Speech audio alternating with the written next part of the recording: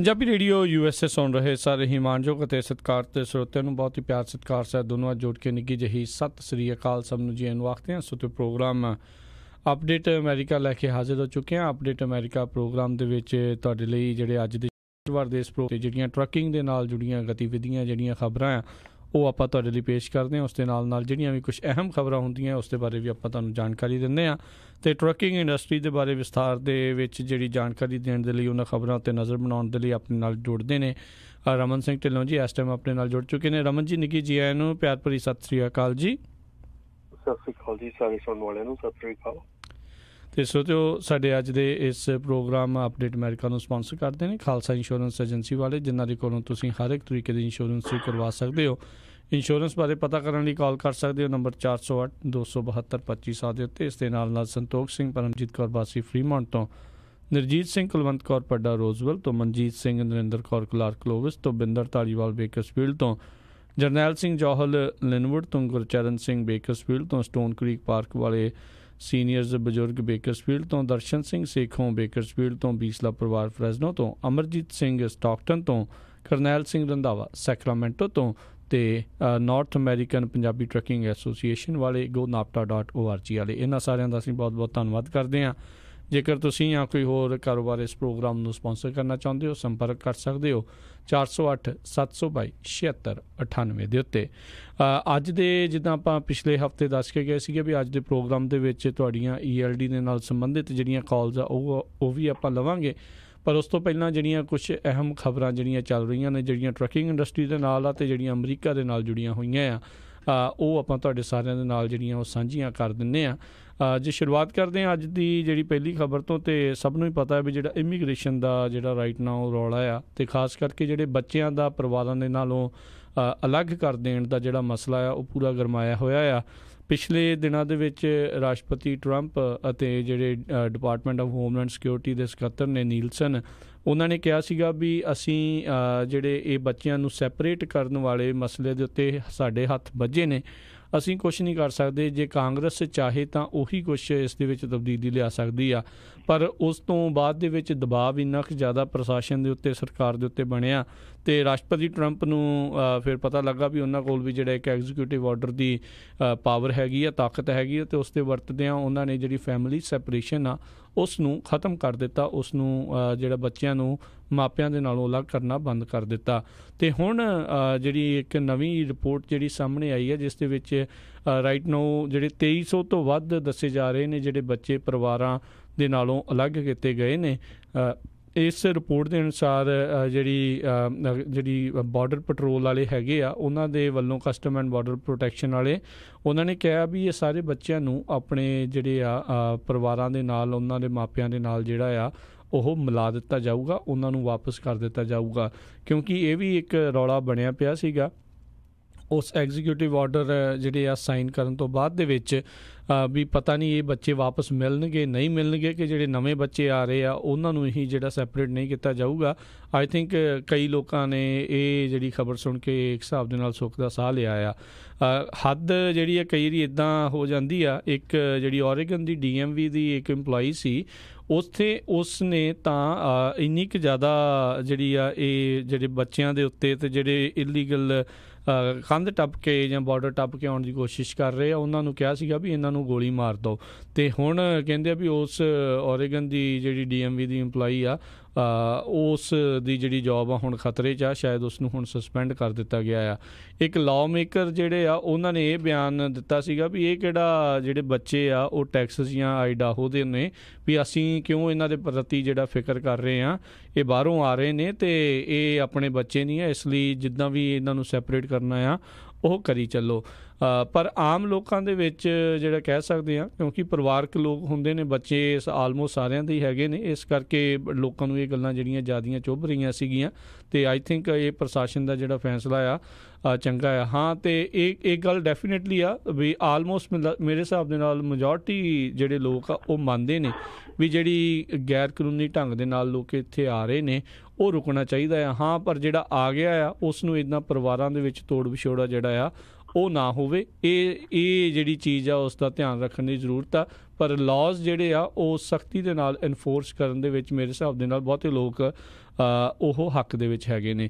So hopefully ਜਿਹੜੀਆਂ ਇਹ ਸਾਰੀਆਂ ਕੁਛ ਚੀਜ਼ਾਂ ਹੋਈਆਂ ਆ, ਇਸ ਨੂੰ ਦੇਖਦੇ ਹੋਏ ਜਿਹੜੇ ਲੋਕ ਨੇ ਉਹ ਘੱਟ ਇਹ ਚੀਜ਼ ਨੂੰ ਜਿਹੜਾ ਆ ਉਹ ਟਰਾਈ ਕਰਨ। ਅਤੇ ਰਾਸ਼ਟਰਪਤੀ ਟਰੰਪ ਅਤੇ ਉਹਨਾਂ ਦੀ ਸਰਕਾਰ ਦਾ ਅਤੇ ਉਹਨਾਂ ਦੀ ਪ੍ਰਸ਼ਾਸਨ ਦਾ ਇਹੀ ਜਿਹੜਾ ਇੱਕ ਕੋਸ਼ਿਸ਼ ਹੈਗੀ ਆ ਵੀ ਲੋਕ ਬਾਰਡਰ ਜਿਹੜਾ ਆ ਟੱਪਣ ਦੀ ਕੋਸ਼ਿਸ਼ ਕਰਨ। ਪਰ ਰਿਪੋਰਟਾਂ ਜਿਹੜੀਆਂ ਆ ਉਹ ਜ਼ਾਹਰ ਕਰਦੀਆਂ ਨੇ, ਉਹ ਸਾਬਤ ਕਰਦੀਆਂ ਨੇ ਵੀ ਜਿਹੜੇ ਲੋਕ ਕਾਨੂੰਨੀ ਢੰਗ ਦੇ ਨਾਲ ਪਹਿਲੋਂ ਅਮਰੀਕਾ ਦੇ ਵਿੱਚ ਆਉਂਦੇ ਨੇ, ਚਾਹੇ ਉਹ ਵਿਜ਼ਟਰ ਵੀਜ਼ੇ 'ਤੇ ਨੇ, ਚਾਹੇ ਉਹ ਕਿਸੇ ਤਰੀਕੇ ਦੇ ਨਾਲ ਆ, ਉਹ ਸਭ ਤੋਂ ਜ਼ਿਆਦਾ ਲੋਕ ਇੱਥੇ ਗੈਰ ਕਾਨੂੰਨੀ ਢੰਗ ਦੇ ਨਾਲ ਜਿਹੜੇ ਆ ਉਹ ਰਹਿ ਜਾਂਦੇ ਨੇ। ਸੋ ਉਸ ਦੇ ਪ੍ਰਤੀ ਵੀ ਇਹਨਾਂ ਨੂੰ ਕਿਤੇ ਨਾ ਕਿਤੇ ਕੋਈ ਆਪਣਾ ਰਵੱਈਆ, ਕੋਈ ਪ੍ਰੋਸੀਜਰ ਜਿਹੜਾ ਆ ਉਹ ਸਖਤ ਕਰਨ ਦੀ ਜ਼ਰੂਰਤ ਰਹੇਗੀ। ਜੀ ਰਮਨ ਜੀ। ਬਿਲਕੁਲ ਜੀ, ਬਿਲਕੁਲ। ਕਦੀ ਵੀ ਫੈਮਲੀਜ਼ ਨੂੰ ਸੈਪਰੇਟ ਨਹੀਂ ਕੀਤਾ ਜਾਣਾ ਚਾਹੀਦਾ, ਚਾਹੇ ਉਹ ਇੱਥੇ ਆ ਜਾਂ ਇਲੀਗਲੀ ਆਏ ਆ। ਸੋ ਇਹ ਚੀਜ਼ ਜਿਹੜੀ ਆ ਇਹ ਸੂਟ ਨਹੀਂ ਕਰਦੀ ਅਮਰੀਕਾ ਦੀ ਜਿਹੜੀ ਹੈਗੀ ਆ ਗੌਰਮੈਂਟ ਹੈਗੀ ਆ ਉਹਨੂੰ। ਸੋ ਮੇਰੇ ਖਿਆਲ ਦੇ ਵਿੱਚ ਜਿਹੜਾ ਅੱਗੇ ਤੇ ਆਉਣ ਵਾਲੇ, ਜਿੱਦਾਂ ਤੁਸੀਂ ਕਿਹਾ ਕਿ ਜਿਹੜੇ ਲਾਜ਼ ਆ ਉਹਨੂੰ ਥੋੜ੍ਹਾ ਜਿਹਾ ਇਨਫੋਰਸ ਕੀਤਾ ਜਾਣਾ ਚਾਹੀਦਾ, ਔਰ ਹਰ ਇੱਕ ਬੰਦਾ ਚਾਹੁੰਦਾ ਕਿ ਉਹਨੂੰ ਇਨਫੋਰਸ ਕੀਤਾ ਜਾਵੇ। ਤੇ ਬਾਕੀ ਜਿਹੜੀਆਂ ਇਹ ਸਿਚੁਏਸ਼ਨਸ ਹੈਗੀਆਂ ਇਸ ਵੇਲੇ ਬੜੀਆਂ ਜਲਦੀ ਚੇਂਜ ਹੋ ਰਹੀਆਂ ਸਿਚੁਏਸ਼ਨਸ ਹੈਗੀਆਂ। ਸੋ ਜਿਵੇਂ ਕਿ ਸਾਡੇ ਰਾਸ਼ਟਰਪਤੀ ਟਰੰਪ ਹੁਣੀ ਜਿਹੜੇ ਆ ਉਹ ਕੁਇਕਲੀ ਚੇਂਜ ਕਰੀ ਜਾਂਦੇ ਆ ਚੀਜ਼। ਤੇ ਇਹਦੇ ਲਈ ਮੇਰੇ ਖਿਆਲ ਦੇ ਵਿੱਚ ਤਾਂ ਇਹੋ ਹੀ ਆ ਕਿ ਇੱਦਾਂ ਦੀ ਜਿਹੜੀ ਸਟੈਪਸ ਹੈਗੇ ਆ ਬੜੇ ਸੋਚ ਸਮਝ ਕੇ ਲਏ ਜਾਣੇ ਚਾਹੀਦੇ, ਕਿਉਂਕਿ ਇਹੋ ਹੀ ਜਿਹੜੇ ਹੁਣ ਕੋਈ ਵੀ ਜਣਾ ਇਸ ਵੇਲੇ ਹੈਗਾ ਆ, ਚਾਹੇ ਲੀਗਲ ਹੈ ਇਲੀਗਲ ਆ, ਉਹ ਇਸ ਕੰਟਰੀ ਦਾ ਵਸਿੰਦਾ ਹੈਗਾ ਇਸ ਵੇਲੇ। ਸੋ ਮੇਰੇ ਖਿਆਲ 'ਚ ਕਾਫੀ ਸੋਚ ਸਮਝ ਕੇ ਕੁਛ ਵੀ ਕਰਨਾ ਚਾਹੀਦਾ। ਜੀ ਜੀ। ਅਤੇ ਅਗਲੀ ਜਿਹੜੀ ਜੇ ਖਬਰ ਦੇ ਉੱਤੇ ਨਜ਼ਰ ਬਣਾਉਂਦੇ ਆ ਵੀ ਜਿਹੜਾ ਨਾਰਥ ਕੋਰੀਆ ਦੇ ਨਾਲ ਆਪਾਂ ਸਾਰੇ ਜਣੇ ਜਾਣਦੇ ਹਾਂ ਵੀ ਜੂਨ 12 ਨੂੰ ਸਮਿਟ ਹੋਈ ਸੀ ਸਿੰਗਾਪੁਰ ਦੇ ਵਿੱਚ। ਰਾਸ਼ਟਰਪਤੀ ਟਰੰਪ ਦੇ ਨਾਰਥ ਕੋਰੀਆ ਦਾ ਜਿਹੜਾ ਡਿਕਟੇਟਰ ਆ, ਲੀਡਰ ਆ ਕਿਮ ਯੋਂਗ ਉਨ, ਉਸ ਦੀ। ਅਤੇ ਉਸ ਜਿਹੜੀ ਗੱਲਬਾਤ ਦੇ ਵਿੱਚ ਇਹ ਆਖਿਆ ਗਿਆ ਸੀਗਾ ਵੀ ਜਿਹੜੇ ਅਮਰੀਕੀ ਜਿਹੜੇ ਫੌਜੀ ਆ ਉਹਨਾਂ ਦੇ ਜਿਹੜੇ ਰਿਮੇਨਸ ਨੇ, ਅਵਸ਼ੇਸ਼ ਨੇ ਜਿਹੜੇ ਆ ਉਹ ਵਾਪਸ ਕੀਤੇ ਜਾਣਗੇ। ਤਾਂ ਇਹ ਜਿਹੜਾ ਇਸ ਟਾਈਮ ਦੱਸਿਆ ਜਾ ਰਿਹਾ ਆ ਵੀ ਸਾਊਥ ਕੋਰੀਆ ਅਤੇ ਨਾਰਥ ਕੋਰੀਆ ਦੇ ਬਾਰਡਰ ਦੇ ਉੱਤੇ ਨਾਰਥ ਕੋਰੀਆ ਵੱਲੋਂ ਜਿਹੜੇ ਅਖੀਰਲੇ ਜਿਹੜੇ ਪਿੰਜਰ ਨੇ ਜਾਂ ਜਿਹੜਾ ਜੋ ਕੁਛ ਵੀ ਬਚਿਆ ਹੋਇਆ ਆ ਕਿਸੇ ਵੀ ਸਰੀਰ ਦਾ, ਉਹ ਇਸ ਟਾਈਮ ਵਾਪਸ ਕੀਤਾ ਜਾ ਰਿਹਾ ਆ। US ਫੋਰਸਿਸ ਦੇ ਅਨੁਮਾਨ ਦੇ ਮੁਤਾਬਕ ਕਹਿੰਦੇ 200 ਤੋਂ ਲੈ ਕੇ 250 ਤੱਕ ਜਿਹੜੇ ਆ ਉਹ ਐਂਟੀਸਪੇਟ ਕਰਦੇ ਨੇ ਵੀ ਇੰਨੇ ਕੁ ਰਿਮੇਨਸ ਜਿਹੜੇ ਆ ਉਹਨਾਂ ਤੱਕ ਵਾਪਸ ਜਿਹੜੇ ਆ ਉਹ ਆਉਣਗੇ। ਆਲਰੇਡੀ 100 ਜਿਹੜੇ ਕਾਸਕਟਸ ਆ ਉਹਨਾਂ ਦੇ ਵਿੱਚ ਕਹਿੰਦੇ US ਫੋਰਸਿਸ ਦੇ ਜਿਹੜੇ ਰਹਿ ਗਏ ਸੀਗੇ ਉੱਥੇ, ਜਾਂ ਉਹਨਾਂ ਦੀ ਜਿਹਨਾਂ ਦੀ ਦੇਹਾਂਤ ਹੋ ਗਿਆ ਸੀ, ਮੌਤਾਂ ਹੋ ਗਈਆਂ ਸੀਗੀਆਂ, ਉਹਨਾਂ ਦਾ ਜਿਹੜਾ ਅਖੀਰਲੇ ਬਚਿਆ ਹੋਇਆ ਆ ਰਿਮੇਨਸ ਆ ਉਹਨਾਂ ਨੂੰ ਵਾਪਸ ਜਿਹੜਾ ਆ ਉਹ ਘੱਲਿਆ ਜਾ ਰਿਹਾ ਆ। ਇਹ ਬੜੀ ਇੱਕ ਮਹੱਤਵਪੂਰਨ ਜਿਹੜੀ ਆ ਉਦੋਂ ਕਹਿ ਸਕਦੇ ਹਾਂ ਸੈਮੀਨਾਰ ਹੋਇਆ ਸੀ, ਸੰਮੇਲਨ ਹੋਇਆ ਸੀ ਇਹਨਾਂ ਦੋਨਾਂ ਮੁਲਕਾਂ ਦਾ, ਅਤੇ ਉਸ ਦੇ ਵਿੱਚ ਡੀਨਿਊਕਲਾਈਜੇਸ਼ਨ ਦੀ ਜਿਹੜੀ ਗੱਲ ਹੋਈ ਸੀ। ਸੋ ਇਹ ਹੁਣ ਦੇਖਦੇ ਹਾਂ ਵੀ ਜਿਹੜਾ ਨਾਰਥ ਕੋਰੀਆ ਵਾਲਾ ਆ ਉਹ ਡੀਨਿਊਕਲਾਈਜੇਸ਼ਨ ਦੀ ਗੱਲ ਕਰੂਗਾ ਕਿ ਨਹੀਂ ਕਰੂਗਾ, ਕਿ ਬਸ ਇੰਨੀਆਂ ਕੁ ਗੱਲਾਂ ਕਰਕੇ ਹੀ ਜਿਹੜਾ ਆ ਉਹ ਸਾਰ ਦਊਗਾ। ਜੀ ਬਿਲਕੁਲ ਜੀ, ਬਿਲਕੁਲ। ਇਹੋ ਹੀ ਚੀਜ਼ਾਂ ਜਿਹੜੀਆਂ ਹੁਣ ਕੋਈ ਜਿਹੜੀਆਂ ਸਿੰਗਾਪੁਰ ਦੇ ਵਿੱਚ ਕਾਫੀ ਤੇਜ਼ੀ ਦੇ ਨਾਲ ਜਿਹੜੀਆਂ ਗੱਲਾਂ ਹੋਈਆਂ ਔਰ ਕਾਫੀ ਤੇਜ਼ੀ ਦੇ ਨਾਲ ਸਾਰਾ ਕੁਛ ਵਾਪਰਿਆ। ਸੋ ਹੁਣ ਹੌਲੀ ਹੌਲੀ ਉਸਦੇ ਜਿਹੜੇ ਸਿੱਟੇ ਆ ਜਾਂ ਹੌਲੀ ਹੌਲੀ ਉਸਦੇ ਜਿਹੜੇ ਮਤਲਬ ਕਿ ਜੋ ਵੀ ਕੁਛ ਉੱਥੇ ਉਹਨਾਂ ਨੇ ਸਾਂਝਾ ਕੀਤਾ ਉਹ ਹੌਲੀ ਹੌਲੀ ਹੁਣ ਸਾਹਮਣੇ ਆ ਰਿਹਾ। ਸੋ ਦੇਖਣ ਵਾਲੀ ਗੱਲ ਇਹੋ ਰਹੂਗੀ ਕਿ ਕੀ ਉੱਥੇ ਗੱਲਬਾਤ ਹੋਈ ਸੀ ਜਾਂ ਕਿਹਦਾ ਫੈਸਲਾ ਹੋਇਆ ਸੀਗਾ। ਸੋ ਜੇ ਇੱਦਾਂ ਹੀ ਸਾਰਾ ਕੁਛ ਠੀਕ ਠਾਕ ਚੱਲਦਾ ਰਹਿੰਦਾ ਤੇ ਹੋਪਫੁਲੀ ਕੋਈ ਨਾ ਕੋਈ ਵਧੀਆ ਜਿਹੜੀ ਇਸ ਚੀਜ਼ ਦੇ ਵਿੱਚੋਂ ਵਧੀਆ ਪੋਜ਼ੀਟਿਵ ਚੀਜ਼ ਆਊਗਾ। ਜੀ ਜੀ ਬਿਲਕੁਲ ਜੀ। ਪਰ ਨਾਲ ਹੀ ਅੱਜ ਇੱਕ ਹੋਰ ਜਿਹੜੀ ਚੀਜ਼ ਆ ਉਹ ਵੀ ਚਰਚਾ ਬਟੋਰ ਰਹੀ ਆ। ਜਿੱਦਾਂ ਹੀ ਇਹ ਸਮਿਟ ਹੋਈ ਸੀ ਉਸ ਤੋਂ ਬਾਅਦ 'ਚ ਰਾਸ਼ਟਰਪਤੀ ਟਰੰਪ ਨੇ ਟਵੀਟ ਕਰਕੇ ਆਖਿਆ ਸੀਗਾ ਵੀ ਜਿਹੜਾ ਨਾਰਥ ਕੋਰੀਆ ਆ ਉਹ ਹੁਣ ਨਿਊਕਲੀਅਰ ਥ੍ਰੈਟ ਜਿਹੜਾ ਆ ਉਹ ਨਹੀਂ ਰਿਹਾ ਆ। ਪਰ ਕੱਲ੍ਹ ਜਿਹੜੀ ਆ ਰਾਸ਼ਟਰਪਤੀ ਟਰੰਪ ਨੇ ਕਾਂਗਰਸ ਨੂੰ ਇੱਕ ਚਿੱਠੀ ਲਿਖ ਕੇ ਘੱਲੀ ਆ, ਜਿਸ ਦੇ ਵਿੱਚ ਉਹਨਾਂ ਨੇ ਫਿਰ ਇਹ ਕਬੂਲਿਆ ਆ ਵੀ ਜਿਹੜਾ ਨਾਰਥ ਕੋਰੀਆ ਆ ਅਜੇ ਵੀ ਬਹੁਤ ਵੱਡਾ ਥ੍ਰੈਟ ਜਿਹੜਾ ਆ ਉਹ ਬਣ ਕੇ ਚੱਲ ਰਿਹਾ ਆ, ਜਿੰਨੀ ਦੇਰ ਤੱਕ ਇਹ ਆਪਣੀ ਡੀਨਿਊਕਲਾਈਜੇਸ਼ਨ ਜਿਹੜਾ ਆ ਉਹ ਨਹੀਂ ਕਰ ਲੈਂਦਾ। ਸੋ ਕਿਤੇ ਨਾ ਕਿਤੇ ਰਾਸ਼ਟਰਪਤੀ ਟਰੰਪ ਨੇ ਬਾਹਰ ਜਿਹੜੇ ਆ ਉਹ ਕਹਿੰਦੇ ਹੁੰਦੇ ਜਿਹੜੇ ਹਾਥੀ ਦੇ ਦੰਦ ਦਿਖਾਉਣ ਵਾਲੇ ਤੇ ਖਾਣ ਵਾਲੇ ਆ ਉਹ ਡਿਫਰੈਂਟ ਕੀਤੇ ਨੇ। ਲੋਕਾਂ ਨੂੰ ਟਵੀਟ ਦੇ ਉੱਤੇ ਕਿਹਾ ਵੀ ਇਹ ਬਹੁਤ ਸਫਲ ਰਹੀ ਆ, ਪਰ ਅੰਦਰ ਖਾਤੇ ਜਿਹੜਾ ਕਾਂਗਰਸ ਨੂੰ ਉਹਨਾਂ ਨੇ ਇਹ ਜਿਹੜੀ ਚਿੰਤਾ ਜਿਹੜੀ ਆ ਅਜੇ ਵੀ ਜ਼ਾਹਰ ਰੱਖੀ ਆ ਵੀ ਜਿਹੜਾ ਨਾਰਥ ਕੋਰੀਆ ਆ ਅਜੇ ਵੀ ਇਸ ਨੂੰ ਲੈ ਕੇ ਖਤਰਾ ਜਿਹੜਾ ਆ ਉਹ ਬਣਿਆ ਪਿਆ ਆ। ਅਤੇ ਨਾਰਥ ਕੋਰੀਆ ਕਹਿੰਦੇ ਬਿਗੈਸਟ ਤੇ ਮੋਸਟ ਡੇਂਜਰਸ ਜਿਹੜੀ ਪ੍ਰੋਬਲਮ ਆ ਉਹ ਜਿਹੜੀ ਆ ਉਹ ਬਣ ਸਕਦੀ ਆ। ਸੋ ਹੋਪਫੁਲੀ ਇੱਦਾਂ ਦੀ ਨੌਬਤ ਜਿਹੜੀ ਆ ਉਹ ਨਾ ਆਵੇ। ਅਮਰੀਕਾ ਦੇ ਨਾਲ ਮੁਲਾਕਾਤ ਕਰਨ ਤੋਂ ਬਾਅਦ 'ਚ ਕਿਮ ਯੋਂਗ ਉਨ ਆ ਉਹ ਮੁੜ ਕੇ ਦੁਬਾਰਾ ਜਿਹੜਾ ਚਾਈਨਾ ਦੇ ਵਿੱਚ ਗਿਆ ਸੀਗਾ, ਉੱਥੋਂ ਦੇ ਜਿਹੜੇ ਰਾਸ਼ਟਰਪਤੀ ਜੀ ਹੈਗੇ ਆ ਉਹਨਾਂ ਨੂੰ ਜਿਹੜਾ ਆ ਉਹ ਮਿਲ ਕੇ ਆਇਆ ਸੀ। ਸੋ ਉਹਨਾਂ ਨੇ ਹੁਣ ਪਤਾ ਨਹੀਂ ਕੀ ਉਹਨਾਂ ਨੂੰ ਕਹਿ ਕੇ ਅੱਗੇ ਘੱਲਿਆ ਆ। ਅਤੇ ਸਾਰੇ ਜਾਣੇ ਕਹਿ ਰਹੇ ਆ ਵੀ ਜੇ ਕਰ ਲੈਣ ਡੀਨਿਊਕਲਾਈਜੇਸ਼ਨ ਤਾਂ ਚੰਗੀ ਗੱਲ ਆ, ਪਰ ਐਨ ਲੱਗਦਾ ਆ ਵੀ ਇਹਦਾ ਵੀ ਅਜੇ ਚਿੱਤ ਜਿਹੜਾ ਇੰਨਾ ਮੰਨਦਾ ਨਹੀਂ ਪਿਆ। ਜੀ ਬਿਲਕੁਲ ਜੀ। ਅਤੇ ਆਪਾਂ ਜਿਹੜੀਆਂ ਹੁਣ ਗੱਲਬਾਤ ਆ ਜਿਹੜੀ ਟਰੱਕਿੰਗ ਦੇ ਨਾਲ ਜਿਹੜੀਆਂ ਖਬਰਾਂ ਆ ਉਸ ਦੇ ਉੱਤੇ ਨਜ਼ਰ ਮਾਰਨੀ ਜਿਹੜੀ ਆਪਾਂ ਸ਼ੁਰੂ ਕਰਦੇ ਹਾਂ। ਸੋ ਸਰੋਤਿਆਂ ਨੂੰ ਮੈਂ ਇੱਕ ਵਾਰੀ ਫਿਰ ਦੱਸ ਦਿੰਦਾ, ਅਸੀਂ ਕੁਛ ਜਿਹੜੀਆਂ ਹੁਣ ਟਰੱਕਿੰਗ ਦੀਆਂ ਜਿਹੜੀਆਂ ਖਬਰਾਂ ਉਹ ਤੁਹਾਡੇ ਨਾਲ ਪੇਸ਼ ਕਰਾਂਗੇ। ਫਿਰ ਬ੍ਰੇਕ ਤੋਂ ਬਾਅਦ ਦੇ ਵਿੱਚ ਜਿਹੜੀਆਂ ਤੁਹਾਡੀਆਂ ਕਾਲਸ ਲਵਾਂਗੇ, ਜਿਹੜੇ ਵੀ ਤੁਹਾਡੇ ਕੋਈ ELD ਦੇ ਨਾਲ ਸੰਬੰਧਿਤ ਆ ਜਾਂ ਟਰੱਕਿੰਗ ਦੇ ਨਾਲ ਜੁੜੇ ਹੋਈ ਕੋਈ ਤੁਹਾਡੀ ਜਿਹੜੀ ਨਿਊਜ਼ ਦੇ ਬਾਰੇ ਕੋਈ ਤੁਹਾਨੂੰ ਸਵਾਲ ਹੈਗਾ ਹੈ ਤਾਂ ਤੁਸੀਂ ਫਿਰ ਉਦੋਂ ਕਾਲ ਕਰ ਸਕੋਗੇ 408-272-5200 ਦੇ ਉੱਤੇ। ਅਤੇ ਸਭ ਤੋਂ ਪਹਿਲਾਂ ਰਮਨ ਜੀ ਆਪਾਂ ਜੇ ਗੱਲਬਾਤ ਕਰੀਏ, ਕਹਿੰਦੇ ਇੱਕ ਨਵਾਂ hour of service reform bill ਆ ਉਹ ਕਾਂਗਰਸ ਦੇ ਵਿੱਚ ਇੰਟਰੋਡਿਊਸ ਕੀਤਾ ਗਿਆ ਹੈ। ਬਿਲਕੁਲ ਜੀ ਬਿਲਕੁਲ, ਲਾਸਟ ਫਰਾਈਡੇ ਇੰਟਰੋਡਿਊਸ ਹੋਇਆ, ਪਰ ਅਨਫੋਰਚੂਨੇਟਲੀ ਇਹ ਜਿਹੜਾ ਲਾਅ ਹੈਗਾ ਟੋਟਲੀ 150 ਮਾਈਲ ਜਿਹੜਾ ਏਅਰ ਮਾਈਲ ਆ ਉਹਦੇ ਵਿੱਚ ਜਿਹੜੇ ਚੱਲਦੇ ਆ ਉਹਨਾਂ ਦੇ ਵੱਲ ਇਹ ਜ਼ਿਆਦਾ ਇਸ਼ਾਰਾ ਕਰਦਾ ਆ। ਸੋ ਇਹਨੂੰ ਉਹਨਾਂ ਨੇ ਕਿਹਾ ਆ honest operators undertake road safety hours act, HOURS hours act ਇਹਨੂੰ ਕਿਹਾ ਗਿਆ। ਤੇ ਆਰਕਨਸਾਸ ਦੇ ਰਿਪਬਲਿਕਨ ਜਿਹੜੇ ਹੈਗੇ ਆ ਰਿਕ ਕਰਾਫੋਰਡ ਤੇ ਬਰੂਸ ਵੈਸਟਰਮੈਨ ਤੇ ਜਿਹੜੇ ਹੈਗੇ ਆ ਜੀ ਦੂਸਰੇ ਡੈਮੋਕ੍ਰੇਟ ਜਾਰਜੀਆ ਦੇ ਸੈਨਫੋਰਡ ਬਿਸ਼ਪ, ਇਹਨਾਂ ਤਿੰਨ ਜਣਿਆਂ ਨੇ ਮਿਲ ਕੇ ਇਹ ਜਿਹੜਾ ਪੇਸ਼ ਕੀਤਾ ਆ। ਇਹਦੇ ਵਿੱਚ ਮੈਜੋਰਟੀ ਜਿਹੜੀ ਉਹਨਾਂ ਨੇ ਗੱਲ ਕੀਤੀ ਆ ਉਹ ਸਾਰੀ 150 ਏਅਰ ਮਾਈਲ ਦੇ ਵਿੱਚ ਗੱਲ ਕੀਤੀ ਆ।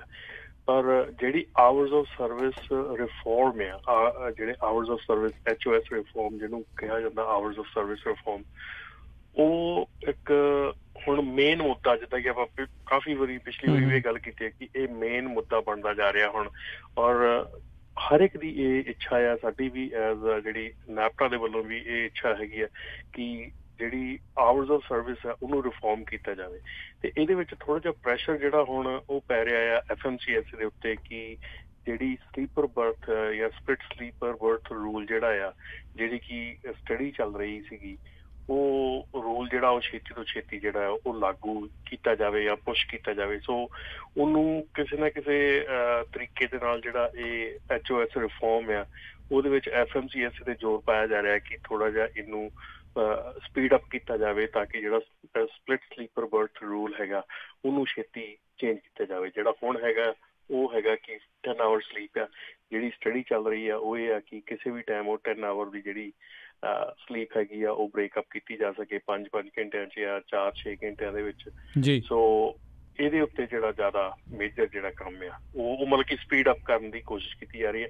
ਪਰ ਜਿਹੜੇ ਹੁਣ ਬਿਲਸ ਜਿਹੜੇ ਇੰਟਰੋਡਿਊਸ ਹੋ ਰਹੇ ਆ, ਕਿਉਂਕਿ 5 ਮਹੀਨੇ ਰਹਿ ਗਏ ਆ ਸਿਰਫ ਮਿਡ ਟਰਮ ਇਲੈਕਸ਼ਨ ਦੇ ਵਿੱਚ, ਤੇ ਕਾਫੀ ਜਿਹੜੇ ਲੋਕੀ ਹੈਗੇ ਉਹਨਾਂ ਦਾ ਇਹ ਇਸ਼ੂ ਹੈਗਾ ਕਿ ਬਹੁਤ ਥੋੜਾ ਟਾਈਮ ਰਹਿ ਗਿਆ, ਕਿਉਂਕਿ ਇਸ ਤੋਂ ਪਹਿਲਾਂ ਦੇ ਵੀ ਕਾਫੀ ਬਿੱਲ ਜਿਹੜੇ ਅਜੇ ਇੰਟਰੋਡਿਊਸਡ ਪਏ ਆ ਵਿੱਚ ਕਾਂਗਰਸ ਦੇ, ਜਿਹਨਾਂ ਤੇ ਕੁਛ ਨਹੀਂ ਹੋਇਆ ਅਜੇ ਤੱਕ।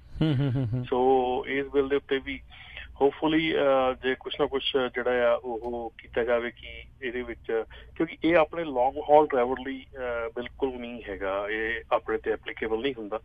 ਸੋ ਪਰ ਆਵਰਸ ਆਫ ਸਰਵਿਸ ਦੀ ਜੇ ਰਿਫਾਰਮ ਹੁੰਦਾ ਹੈ ਤਾਂ ਉਹ ਸਾਰਿਆਂ ਲਈ ਫਾਇਦੇਮੰਦ ਹੈ ਜੀ। ਅਤੇ ਰਮਨ ਜੀ ਇਹ ਜਿਹੜਾ 150 ਏਅਰ ਮਾਈਲ ਵਾਲਾ ਆ, ਇਹ ਜਦੋਂ ELD ਲਾਗੂ ਹੋਈ ਵੀ ਸੀਗੀ ਇੱਕ ਰੂਲ ਇਸ ਦੇ ਬਾਬਤ ਵੀ ਜਿਹੜਾ ਸੀਗਾ ਵੀ ਉਹਨਾਂ ਨੂੰ ਜਿਹੜੀ ਜ਼ਰੂਰਤ ਨਹੀਂ ਹੈਗੀ। ਸੋ ਇਹ ਪਰ ਇਹ ਆਵਰ ਆਫ ਸਰਵਿਸ ਦੇ ਨਾਲ ਸੰਬੰਧਿਤ ਆ। ਹਾਂਜੀ ਜੀ ਠੀਕ। ਠੀਕ ਹੈ ਜੀ। ਤੇ ਆਪਾਂ ਅਗਲੀ ਜਿਹੜੀ ਗੱਲ ਕਰਦੇ ਹਾਂ, ਇੱਕ ਕਹਿੰਦੇ ਕੈਲੀਫੋਰਨੀਆ ਦੇ ਸੁਪਰੀਮ ਕੋਰਟ ਨੇ ਜਿਹੜੀ ਡਾਇਨਾਮੈਕਸ ਦੀ ਓਪੀਨੀਅਨ ਦੀ ਪਟੀਸ਼ਨ ਆ ਉਸ ਨੂੰ ਸੁਣਨ ਤੋਂ ਇਨਕਾਰ ਕਰ ਦਿੱਤਾ।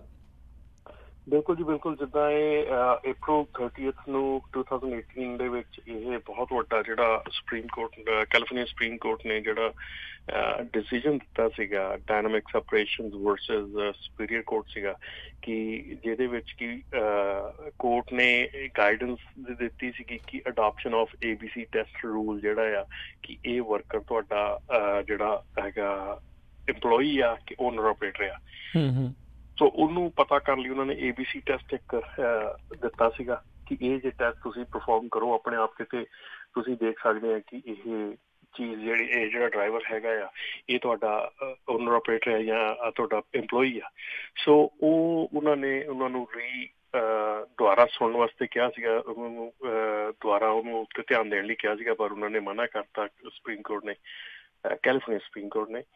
ਸੋ ਇਹਦੇ ਵਿੱਚ ਹੁਣ ਕਾਫੀ ਜਿਹੜੀ ਇਸ਼ੂਜ਼ ਦੇ ਕੰਪਲੀਕੇਸ਼ਨ, ਜਿੱਦਾਂ ਤੁਸੀਂ ਪਿਛਲੀ ਵਾਰੀ ਵੀ ਇਹ ਪੁੱਛਿਆ ਸੀਗਾ ਕਿ ਜਿਹੜੇ ਪਹਿਲੇ ਜਿਹੜੇ ਕੋਰਟ ਦੇ ਵਿੱਚ ਕੇਸ ਚੱਲ ਰਹੇ ਆ ਜਾਂ ਉਹਨਾਂ ਤੇ ਅਸਰ ਪਾਊਗਾ ਕਿ ਨਹੀਂ ਪਾਊਗਾ, ਇਹ ਕਾਫੀ ਅਸਰ ਪੈ ਰਿਹਾ ਕਿਉਂਕਿ ਜਿਹੜਾ ਇੱਕ ਲਾਸਨ ਵਰਸਸ ਗਰਬ ਹਬ ਦਾ ਕੇਸ ਚੱਲਦਾ ਸੀਗਾ, ਜਿਹੜੀ ਗਰਬ ਹਬ ਜਿਹੜੀ ਆ ਆਪਣੀ ਰੈਸਟੋਰੈਂਟ ਡਿਲੀਵਰੀ ਸਿਸਟਮ ਹੈਗਾ ਉਹ ਚੱਲ ਰਿਹਾ ਸੀਗਾ, ਉਹਦੇ ਵਿੱਚ ਵੀ ਜਿਹੜਾ ਮਿਸਟਰ ਲਾਸਨ ਹੈਗਾ ਉਹ ਹਾਰ ਚੁੱਕਾ ਸੀ ਇਹ ਕੇਸ। ਤੇ ਇਸ ਫੈਸਲਾ ਆਉਣ ਤੋਂ ਬਾਅਦ ਉਹਨੇ ਫਿਰ ਰੀਅਪੀਲ ਕਰਤੀ ਕਿ ਨਹੀਂ, ਮੇਰਾ ਰੀਕਨਸੀਡਰੇਸ਼ਨ ਦੇ ਵਿੱਚ ਪਾਇਆ ਜਾਵੇ ਕੇਸ, ਮੈਨੂੰ ਦੁਬਾਰਾ ਜਿਹੜੀ ਆ ਇਹਦੀ ਪਾਇਆ ਜਾਵੇ, ਕਿਉਂਕਿ ਹੁਣ ਜਿਹੜਾ ABC ਟੈਸਟ ਆ ਉਹਦੇ ਅਕੋਰਡਿੰਗਲੀ ਉਹ ਜਿਹੜਾ ਆ ਉਹ ਮਤਲਬ ਕਿ ਉਹ ਜਿੱਤਦਾ ਆ ਕੇਸ।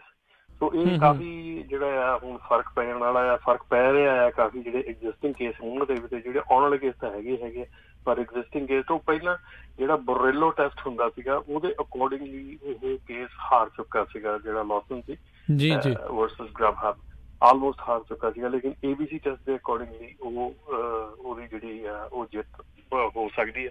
ਸੋ ਇਸ ਕਰਕੇ ਇਹ ਜਿਹੜਾ ਲਾਅ ਆ ਇਸ ਵੇਲੇ ਆ, ਜਿਹੜੀ ਇਹ ਚੇਂਜਸ ਆ ਇਹ ਕਾਫੀ ਇਫੈਕਟ ਕਰ ਰਹੀਆਂ, ਕਿਉਂਕਿ ਇਹਦੇ ਵਿੱਚ ਮੇਜਰ ਚੀਜ਼ ਇਹ ਹੈਗੀ ਆ ਕਿ ਇਹ ਸਾਡੇ ਲਈ ਜਿਹੜੇ ਟਰੱਕਾਂ ਦੇ ਓਨਰ ਆਪਰੇਟਰ ਆ ਉਹਨਾਂ ਲਈ ਗੱਲ ਨਹੀਂ ਸੀ ਹੋਈ, ਪਰ ਕਿਉਂਕਿ as a independent owner operator ਨੂੰ ਆਪਾਂ ਉਸ ਕਲਾਸ ਜਾਂ ਕਲਾਸੀਫਿਕੇਸ਼ਨ ਦੇ ਵਿੱਚ ਆਪਾਂ ਆ ਗਏ ਆ। ਸੋ ਇਹ ਆਪਣੇ ਤੇ ਵੀ ਇਹ ਜਿਹੜਾ ਆ ਉਨਾ ਹੀ ਲਾਗੂ ਹੁੰਦਾ ਆ ਕਿ ਜਿਹੜੇ ਆਪਾਂ ਟਰੱਕ ਡਰਾਈਵਰ ਜਿਹੜਾ ਤੁਹਾਡੇ ਕਰਦਾ ਆ ਕੰਮ ਓਨਰ ਆਪਰੇਟਰ ਦੇ ਤੌਰ ਤੇ, ਕਿ ਉਹ ਓਨਰ ਆਪਰੇਟਰ ਹੈ ਰੀਅਲੀ ਕਿ ਅਕੋਰਡਿੰਗ ਟੂ ABC ਟੈਸਟ ਉਹ ਓਨਰ ਆਪਰੇਟਰ ਵੀ ਤੁਹਾਡਾ ਜਿਹੜਾ ਆ ਉਹ EMPLOYEE ਮੰਨਿਆ ਜਾ ਰਿਹਾ ਇਸ ਵੇਲੇ। ਸੋ ਜਿਹੜੇ ਤਾਂ ਰੈਗੂਲਰ ਆਪਣੇ EMPLOYEE ਨੂੰ ਆਪਾਂ 1099 ਦਿੰਦੇ ਸੀਗੇ ਉਹ ਤਾਂ ਪਹਿਲਾਂ ਹੀ ਪ੍ਰੋਬਲਮ ਸੀ, ਪਹਿਲਾਂ ਹੀ ਗਲਤ ਸੀਗਾ, ਪਰ ਜਿਹੜਾ ਹੁਣ ਓਨਰ ਆਪਰੇਟਰ ਆ ਜਿਹਦਾ ਈਵਨ ਦੋ ਉਹਦਾ ਆਪਣਾ ਟਰੱਕ ਆ, ਉਹ ਆਪਣੀ ਇੰਸ਼ੋਰੈਂਸ ਪੇ ਕਰਦਾ, ਆਪਣੀ ਪੇਮੈਂਟ ਪੇ ਕਰਦਾ, ਆਪਣਾ ਫਿਊਲ ਪੇ ਕਰਦਾ, even then according to ABC test ਦੇ ਉਹ EMPLOYEE ਆ। ਸੋ ਇਹ ਕਾਫੀ ਜਿਹੜੀ ਸਿਚੁਏਸ਼ਨ ਗੁੰਝਲਦਾਰ ਬਣੀ ਆ, ਪਰ ਹੋਪਫੁਲੀ ਦੇਖੋ ਕੁਛ ਨਾ ਕੁਛ ਇਹਦੇ ਤੇ ਆਉਣ ਵਾਲੇ ਸਮੇਂ 'ਚ ਹੋ ਜਾਵੇ ਤਾਂ ਚੰਗੀ ਗੱਲ ਆ, ਨਹੀਂ ਤਾਂ ਕਾਫੀ ਕ੍ਰਿਟੀਕਲ ਸਿਚੁਏਸ਼ਨ ਹੈਗੀ ਹੈ। ਜੀ ਬਿਲਕੁਲ, ਜਿੱਦਾਂ ਤੁਸੀਂ ਦੱਸਿਆ ਵੀ ਇਹ ਹੋਰ ਵੀ ਕਈ ਕੇਸਾਂ ਦੇ ਉੱਤੇ ਜਿਹੜਾ ਆ ਇਸ ਦਾ ਜਿਹੜਾ ਅਸਰ ਆ ਉਹ ਪੈ ਸਕਦਾ ਹੈ, ਜਿਹੜੇ ਪਿਛਲੇ ਦਿਨਾਂ ਦੇ ਵਿੱਚ ਕੈਲੀਫੋਰਨੀਆ ਦੇ ਸੁਪਰੀਮ ਕੋਰਟ ਦਾ ਇੱਕ ਫੈਸਲਾ ਆਇਆ ਸੀ। ਅਗਲੀ ਜਿਹੜੀ ਰਮਨ ਜੀ ਆਪਾਂ ਗੱਲ ਕਰਦੇ ਹਾਂ, ਕਹਿੰਦੇ FMCSA ਆ ਉਹਨਾਂ ਨੇ ਜਿਹੜੇ ਮੈਡੀਕਲ ਐਗਜ਼ਾਮੀਨਰਜ਼ ਸਰਟੀਫਿਕੇਸ਼ਨ ਰੂਲ ਆ ਉਸ ਦੇ ਵਿੱਚ ਕੰਪਲਾਇੰਸ ਡੇਟ ਆ ਉਸ ਨੂੰ ਅਧਿਕਾਰਤ ਤੌਰ ਦੇ ਉੱਤੇ ਐਕਸਟੈਂਡ ਕਰ ਦਿੱਤਾ।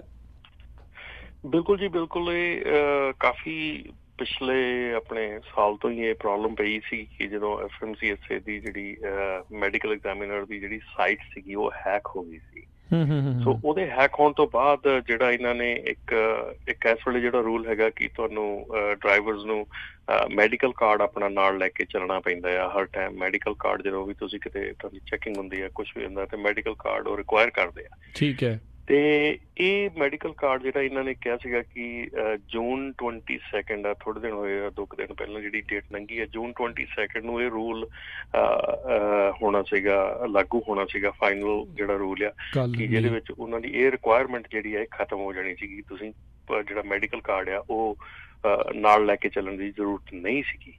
ਪਰ ਹੁਣ ਬਿਕਾਜ਼ ਕਿ ਉਹਨਾਂ ਦੀ ਜਿਹੜੀ ਸਾਈਟ ਹੈਕ ਹੋਈ ਹੈ ਉਸ ਤੋਂ ਬਾਅਦ ਜਿਹੜੀਆਂ ਕੰਪਲੀਕੇਸ਼ਨਸ ਆਈਆਂ ਔਰ ਜਿਹੜੀਆਂ ਪ੍ਰੋਬਲਮਸ ਆਈਆਂ ਉਸ ਤੋਂ ਬਾਅਦ ਇਹ ਰੂਲ ਜਿਹੜਾ ਆ ਇਹ ਆਪਣੀ ਨਿਰਧਾਰਤ ਜਿਹੜੀ ਡੇਟ ਸੀਗੀ ਜੂਨ 22 2018 ਉਦੋਂ ਇਹ ਲਾਗੂ ਨਹੀਂ ਹੋ ਸਕਿਆ। ਸੋ ਹੁਣ ਇਹ ਜਿਹੜਾ ਇਹ ਪੁਸ਼ ਕਰ ਦਿੱਤਾ ਗਿਆ ਆ ਜੂਨ 22 2021 ਤੱਕ। ਸੋ ਉਦੋਂ ਤੱਕ ਅਜੇ ਸਟਿਲ ਤੁਹਾਨੂੰ ਜਿਹੜਾ ਆਪਣਾ ਮੈਡੀਕਲ ਕਾਰਡ ਹੈ ਉਹ ਨਾਲ ਲੈ ਕੇ ਚੱਲਣਾ ਪਊਗਾ। ਸੋ ਜਿਹੜੀ ਇਹ ਡੇਟ ਹੈਗੀ ਆ ਇਹ ਇਸ ਜਿਹੜੀ ਦਸੰਬਰ 1 ਨੂੰ 2017 ਨੂੰ ਜਿਹੜੀ ਡਾਟਾ ਸਿਕਿਉਰਿਟੀ ਬ੍ਰੀਚ ਹੋਈ ਸੀਗੀ ਇਹਨਾਂ ਦੀ ਸਰਟੀਫਾਈਡ ਮੈਡੀਕਲ ਐਗਜ਼ਾਮੀਨਰ ਦੀ ਵੈਬਸਾਈਟ ਦੀ, ਉਹਦੇ ਸਾਰੇ ਜਿਹੜੇ ਸਿੱਟੇ ਆ ਕਿ ਇਹ ਜਿਹੜੀ ਲਾਗੂ ਡੇਟ ਹੋਣ ਵਾਲੀ ਸੀਗੀ 22 ਜੂਨ ਦੀ 2018 ਦੀ, ਇਹ ਹੁਣ ਪੁਸ਼ ਬੈਕ ਕਰਕੇ 22 ਜੂਨ 2021 ਕਰਤੀ ਆ। ਸੋ ਮੈਡੀਕਲ ਕਾਰਡ ਜਿਹੜੇ ਸਟਿਲ ਨਾਲ ਕੈਰੀ ਕਰਨੇ ਪੈਣਗੇ। 3 ਸਾਲ ਜਿਹੜਾ ਉਹਨਾਂ ਨੇ ਐਕਸਟੈਂਡ ਕਰ ਦਿੱਤਾ। ਈਡੀ ਕਿਹੜੀ ਜਿਹੜੀ ਇਹਨਾਂ ਦੀ ਵੈਬਸਾਈਟ ਹੈ ਕੋਈ ਸੀ ਵੀ 3 ਸਾਲ ਜਿਹੜੇ ਉਹਨੂੰ ਦਰੁਸਤ ਕਰਦਿਆਂ ਨੂੰ ਜਿਹੜੇ ਆ ਉਹ ਲੱਗਣਗੇ। ਸੋ ਇਹ ਵੀ ਬਿਲਕੁਲ ਜੀ ਬਿਲਕੁਲ ਇਹ ਵੀ ਇੱਕ ਵੱਡੇ ਸਵਾਲ ਨੇ। ਪਤਾ ਨਹੀਂ ਅੰਦਰ ਖਾਤੇ ਜਿਹੜਾ ਪਿਛਲੇ ਪਾਸੇ ਜਿਹੜਾ ਉਹ ਕਿਹੜੀਆਂ ਗੱਲਾਂ ਜਿਹੜੀਆਂ ਚੱਲ ਰਹੀਆਂ ਹੁਣ।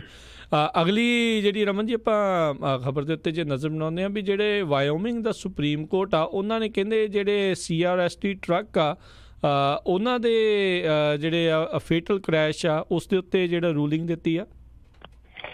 ਬਿਲਕੁਲ ਜੀ ਬਿਲਕੁਲ ਇਹ 2014 ਦਾ ਕ੍ਰੈਸ਼ ਹੈਗਾ ਜਿਹਦੇ ਵਿੱਚ ਕਿ ਟੀਮ ਡਰਾਈਵਰ ਸੀਗੇ CRST ਦੇ ਤੇ ਇਹ ਰੋਲਿੰਗ ਵਾਇਓਮਿੰਗ ਦੇ ਲਾਗੇ ਇੰਟਰਸਟੇਟ 80 ਤੇ ਜਿਹੜੀਆਂ ਤੁਹਾਡੀਆਂ ਐਮਰਜੈਂਸੀ ਲੇਨ ਹੁੰਦੀ ਆ ਉਹਦੇ ਵਿੱਚ ਹੈਜ਼ਰਡ ਲਾਈਟਸ ਲਾ ਕੇ ਖੜੇ ਸੀਗੇ।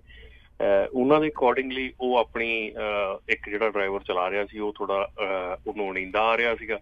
ਉਹ ਦੂਜੇ ਡਰਾਈਵਰ ਦੇ ਨਾਲ ਐਕਸਚੇਂਜ ਕਰਨ ਨੂੰ ਵੀ ਚਲੋ ਮੈਨੂੰ ਨੀਂਦ ਆ ਰਹੀ ਹੈ ਤੂੰ ਆਣ ਕੇ ਚਲਾ ਲਾ, ਤੇ ਉਹ ਉਸ ਦਰਮਿਆਨ ਜਿਹੜਾ ਇਹ ਡੇਵਿਡ ਕ੍ਰੈਸ਼ਲੀ ਸੀਗਾ 39 ਈਅਰ ਓਲਡ ਕੈਸਪਰ ਵਾਇਓਮਿੰਗ ਦਾ, ਉਹਨਾਂ ਦੀ ਜਿਹੜੀ ਗੱਡੀ ਸੀ ਉਹ ਪਿੱਛੇ ਆਣ ਕੇ CRST ਦੇ ਟਰੈਕਟਰ ਟ੍ਰੇਲਰ ਦੇ ਪਿਛਲੇ ਬੰਨੇ ਲੱਗੀ ਤੇ ਉਹਦੀ ਮੌਕੇ ਤੇ ਉੱਥੇ ਮੌਤ ਹੋ ਗਈ। ਇਹ ਫਰਵਰੀ 11 2014 ਦੀ ਗੱਲ ਹੈਗੀ ਆ। ਤੇ ਉਹਦੇ ਵਿੱਚ ਜਿਹੜਾ ਹੁਣ ਜੇ ਦੇਖਿਆ ਜਾਵੇ ਤਾਂ ਐਮਰਜੈਂਸੀ ਲਈ ਉਹ ਖੜੇ ਸੀਗੇ, ਐਮਰਜੈਂਸੀ ਦੇ ਲਈ ਖੜੇ ਸੀ, ਹੈਜ਼ਰਡ ਲਾਈਟ ਨਹੀਂ ਚੱਲਦੀ ਸੀ, ਸਾਰਾ ਕੁਝ ਸੀਗਾ, ਪਰ ਫਿਰ ਵੀ ਔਰ ਇਹ ਪਿੱਛੋਂ ਆਣ ਕੇ ਜਿਹੜਾ ਡਰਾਈਵਰ ਆ ਜਿਹੜਾ ਇਹਦੇ ਵਿੱਚ ਵੱਜਾ ਤਾਂ ਉਹਦੀ ਡੈਥ ਹੋ ਗਈ। ਸੋ ਉਹਦਾ ਲਾਸੂਟ ਜਿਹੜਾ ਫਾਈਲ ਕੀਤਾ ਸੀ 2016 ਦੇ ਵਿੱਚ ਉਹਦੀ ਜਿਹੜੇ ਡੈਥ ਹੋਈ ਜਿਹਨਾਂ ਦੀ ਉਹਨਾਂ ਦੇ ਡੇਵਿਡ ਦੀ ਜਿਹੜੀ ਸਟੇਟ ਵੱਲੋਂ ਉਹ ਉਸ ਕੇਸ ਦੇ ਵਿੱਚ ਇਹ ਆਇਆ ਕਿ ਉਹਨਾਂ ਨੇ ਕੋਰਟ ਨੇ CRST ਨੂੰ ਜ਼ਿੰਮੇਵਾਰ ਦੱਸਿਆ ਇਸ ਚੀਜ਼ ਬਾਰੇ ਦੇ ਵਿੱਚ ਜਿਹੜੇ ਹੈਜ਼ਰਡ ਲਾਈਟ ਲਾ ਕੇ ਖੜੇ ਸੀਗੇ।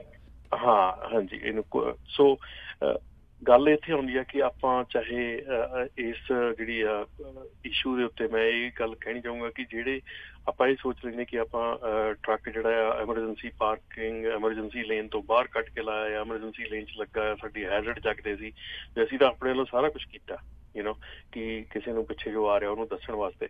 ਔਰ ਜਿੱਦਣ ਇਹ ਕ੍ਰੈਸ਼ ਹੋਇਆ ਉਦੋਂ ਪੂਰਾ ਕਲੀਅਰ ਡੇ ਸੀਗਾ, ਕੋਈ ਧੁੰਦ ਨਹੀਂ ਸੀ, ਕੋਈ ਕੁਛ ਨਹੀਂ ਸੀਗਾ, ਕੋਈ ਮੀਂਹ ਨਹੀਂ ਸੀ, ਸਨੋ ਸੀ, ਕੁਛ ਨਹੀਂ ਸੀਗਾ। ਸੋ ਫਿਰ ਵੀ ਔਰ ਜਿਹੜਾ ਡਰਾਈਵਰ ਪਿੱਛੋਂ ਆਣ ਕੇ ਲੱਗਾ ਉਹਨੇ ਹੀ ਨੈਵਰ ਪੁਸ਼ਟ ਬ੍ਰੇਕ, ਆਪਣੇ ਆਪ ਨੂੰ ਬਚਾਉਣ ਦੀ ਵੀ ਕੋਈ ਕੋਸ਼ਿਸ਼ ਨਹੀਂ ਕੀਤੀ ਵੀ ਉਹਨੂੰ ਇੱਕਦਮ ਦਿਖਿਆ ਅੱਗੇ। ਸੋ ਹੋ ਸਕਦਾ ਉਹੀ ਆਪਣੇ ਫੋਨ ਤੇ ਲੱਗਾ ਹੋਵੇ ਜਾਂ ਅਨਅਟੈਂਡਡ ਚਲਾ ਰਿਹਾ ਹੋਵੇ ਕੁਛ ਕਰੇ, ਪਰ ਅਲਟੀਮੇਟਲੀ ਜਿਹੜਾ ਪ੍ਰੋਬਲਮ ਹੈਗੀ ਉਹ ਟਰੱਕ ਵਾਲੇ ਨੂੰ ਪੈ ਗਈ। ਤੇ ਸੋ ਕਹਿਣ ਦੀ ਗੱਲ ਹੈ ਸਿੱਟਾ ਇਹ ਹੈ ਕਿ ਜੇ ਤੁਹਾਨੂੰ ਕੋਈ ਵੀ ਐਮਰਜੈਂਸੀ ਹੈਗੀ ਆ ਪਲੀਜ਼ ਆਪਣਾ ਜੇ ਟਰੱਕ ਤੁਹਾਡਾ ਤੁਰ ਸਕਦਾ ਚੱਲਦਾ ਆ, ਜੇ ਤਾਂ ਟਰੱਕ ਖਰਾਬ ਹੋ ਗਿਆ ਫਿਰ ਤਾਂ ਡਿਫਰੈਂਟ ਸਟੋਰੀ ਆ, ਪਰ ਜੇ ਟਰੱਕ ਚੱਲ ਸਕਦਾ ਆ ਤੇ ਫਰੀਵੇ ਦੇ ਉੱਤੇ ਚਾਹੇ ਐਮਰਜੈਂਸੀ ਹੈਜ਼ਰਡ ਲਾ ਕੇ ਵੀ ਟਰੱਕ ਨਾ ਖੜਾ ਕਰੋ, ਕਿਉਂਕਿ ਕੋਈ ਵੀ ਆਣ ਕੇ ਤੁਹਾਡੇ 'ਚ ਲੱਗਦਾ ਆ ਤਾਂ ਮੋਸਟ ਪ੍ਰੋਬੇਬਲੀ ਜਿਹੜੀ ਕਾਜ਼ ਆ ਜਾਂ ਜਿਹੜੀ ਇਸ਼ੂਜ਼ ਆ ਉਹ ਤੁਹਾਡੇ ਉੱਤੇ ਆਉਣੇ ਆ। ਸੋ ਮੇਰੇ ਖਿਆਲ ਦੇ ਵਿੱਚ ਇਹ ਬਹੁਤ ਵੱਡੀ ਗੱਲ ਹੈ ਕਿਉਂਕਿ ਮੈਂ ਵੀ ਟਰੱਕ ਚਲਾਇਆ ਔਰ ਅਸੀਂ ਕਈ ਵਾਰੀ ਇਹ ਹੁੰਦਾ ਸੀਗਾ ਕਿ ਜਦੋਂ ਅਸੀਂ ਟਰੱਕ ਜਿਹੜਾ ਆ ਹੈਜ਼ਰਡ ਲਾਈਟ ਲਾ ਕੇ ਤੇ ਕਈ ਵਾਰੀ ਸੌਂ ਵੀ ਜਾਂਦੇ ਸੀਗੇ ਸ਼ੋਲਡਰ ਤੇ ਲਾ ਕੇ, ਕਈ ਵਾਰੀ ਖੜ ਵੀ ਜਾਣਾ ਉੱਥੇ ਰੋਟੀ ਪਾਣੀ ਖਾ ਲੈਂਦੇ ਆ ਕਈ। ਪਰ ਇਹ ਜਿਹੜੀ ਚੀਜ਼ ਹੈ ਇਹਨੂੰ ਕੋਸ਼ਿਸ਼ ਕਰੋ ਅਵੋਇਡ ਕਰੋ। ਫਰੀਵੇ ਦੇ ਉੱਤੇ ਜੇ ਸਾਈਡ ਤੇ ਚਾਹੇ ਜਿੰਨੀ ਮਰਜ਼ੀ ਦੂਰ ਟਰੱਕ ਖੜਾ ਹੋਵੇ ਇਸ਼ੂਜ਼ ਜਿਹੜੇ ਆ ਉਹ ਫਿਰ ਵੀ ਕਾਫੀ ਜਿਹੜੇ ਇੱਦਾਂ ਦੇ ਪ੍ਰੋਬਲਮਸ ਜਿਹੜੀਆਂ ਬਹੁਤ ਵੱਡੀਆਂ ਖੜੀਆਂ ਹੋ ਜਾਂਦੀਆਂ। ਸੋ ਪਲੀਜ਼ ਫਰੀਵੇ ਤੇ ਟਰੱਕ ਜਿਹੜਾ ਸ਼ੋਲਡਰ ਤੇ ਲਾ ਕੇ ਕੁਛ ਨਾ ਕਰੋ ਜੇ ਤੁਸੀਂ ਟਰੱਕ ਤੁਹਾਡਾ ਮੂਵ ਕਰ ਚੱਲਦਾ ਸਕਦੇ ਹੋ, ਮੂਵ ਕਰ ਸਕਦੇ ਆ ਤਾਂ ਸ਼ੋਲਡਰ ਦੇ ਨਾਲ ਟਰੱਕ ਖੜਾ ਕਰੋ ਕਦੀ। ਬੇਸਿਕਲੀ ਸੇਫ ਪਾਰਕਿੰਗ ਸਪੌਟ ਦੇ ਉੱਤੇ ਜਿਹੜੇ ਆ ਉੱਥੇ ਲਾਉਣ ਦੀ ਜਿਹੜੀ ਆ ਕੋਸ਼ਿਸ਼ ਕਰੋ। ਇਹ ਵੀ ਜਿਹੜੇ ਇਸ ਦੇ ਵਿੱਚ ਕੇਸ ਦੇ ਵਿੱਚ ਪੜ੍ਹ ਰਹੇ ਸੀ, ਕਹਿੰਦੇ ਵੀ ਇਹ ਕੇਸ ਨੂੰ ਮੁੜ ਕੇ ਦੁਬਾਰਾ ਡਿਸਟ੍ਰਿਕਟ ਕੋਰਟ ਦੀ ਵਿੱਚ ਜਿਊਰੀ ਦੇ ਕੋਲ ਜਿਹੜਾ ਹੈ ਇਸ਼ੂ ਨੂੰ ਰਿਜ਼ੋਲਵ ਕਰਨ ਦੇ ਲਈ ਜਿਹੜਾ ਆ ਉਹ ਘੱਲਿਆ ਜਾ ਸਕਦਾ ਆ। ਸੋ ਦੇਖਦੇ ਆ ਇਸ ਕੇਸ ਦੇ ਵਿੱਚ ਹੋਰ ਵੀ ਜੇ ਕੋਈ ਟਰਨ ਆਫ ਇਵੈਂਟਸ ਜਿਹੜੇ ਆ ਉਹ ਹੁੰਦੇ ਆ ਜਾਂ ਨਹੀਂ। ਜਿਹੜੀ ਅਗਲੀ ਇੱਕ ਮੈਂ ਜਿਹੜੀ ਟਰੱਕਰਸ ਵਾਲਿਆਂ ਦੇ ਨਾਲ ਜਿਹੜੀ ਸੰਬੰਧਿਤ ਖਬਰ ਜਿਹੜੀ ਸ਼ੇਅਰ ਕਰਨਾ ਚਾਹੁੰਦਾ, ਸਭ ਨੂੰ ਯਾਦ ਹੋਣਾ ਵੀ ਕਿੱਦਾਂ ਕੁਛ ਮਹੀਨੇ ਪਹਿਲਾਂ ਦੀ ਜਿਹੜੀ ਗੱਲ ਆ, ਅਪ੍ਰੈਲ ਦੇ ਵਿੱਚ ਜਿਹੜੇ ਟਰੱਕਰਸ ਆ ਉਹਨਾਂ ਨੇ ਇੱਕ ਜਿਹੜਾ ਸੁਸਾਈਡ ਕਰਨ ਵਾਲਾ ਸੀਗਾ ਬੰਦਾ, ਉਸ ਨੂੰ ਬਚਾਉਣ ਦੇ ਲਈ ਪੂਰਾ ਇੰਟਰਸਟੇਟ ਰੋਕ ਲਿਆ ਸੀ ਅਤੇ ਥੱਲੇ ਜਿਹੜੇ ਟਰੱਕ ਆ ਉਹ ਖੜੇ ਕਰ ਦਿੱਤੇ ਸੀਗੇ। ਸੋ ਅਕਸਰ ਹੀ ਜਿਹੜੇ ਗੁੱਡ ਸਮਾਰਟੀਅਨਸ ਜਿਹੜੇ ਆ ਟਰੱਕਰਸ ਬਣਦੇ ਆ।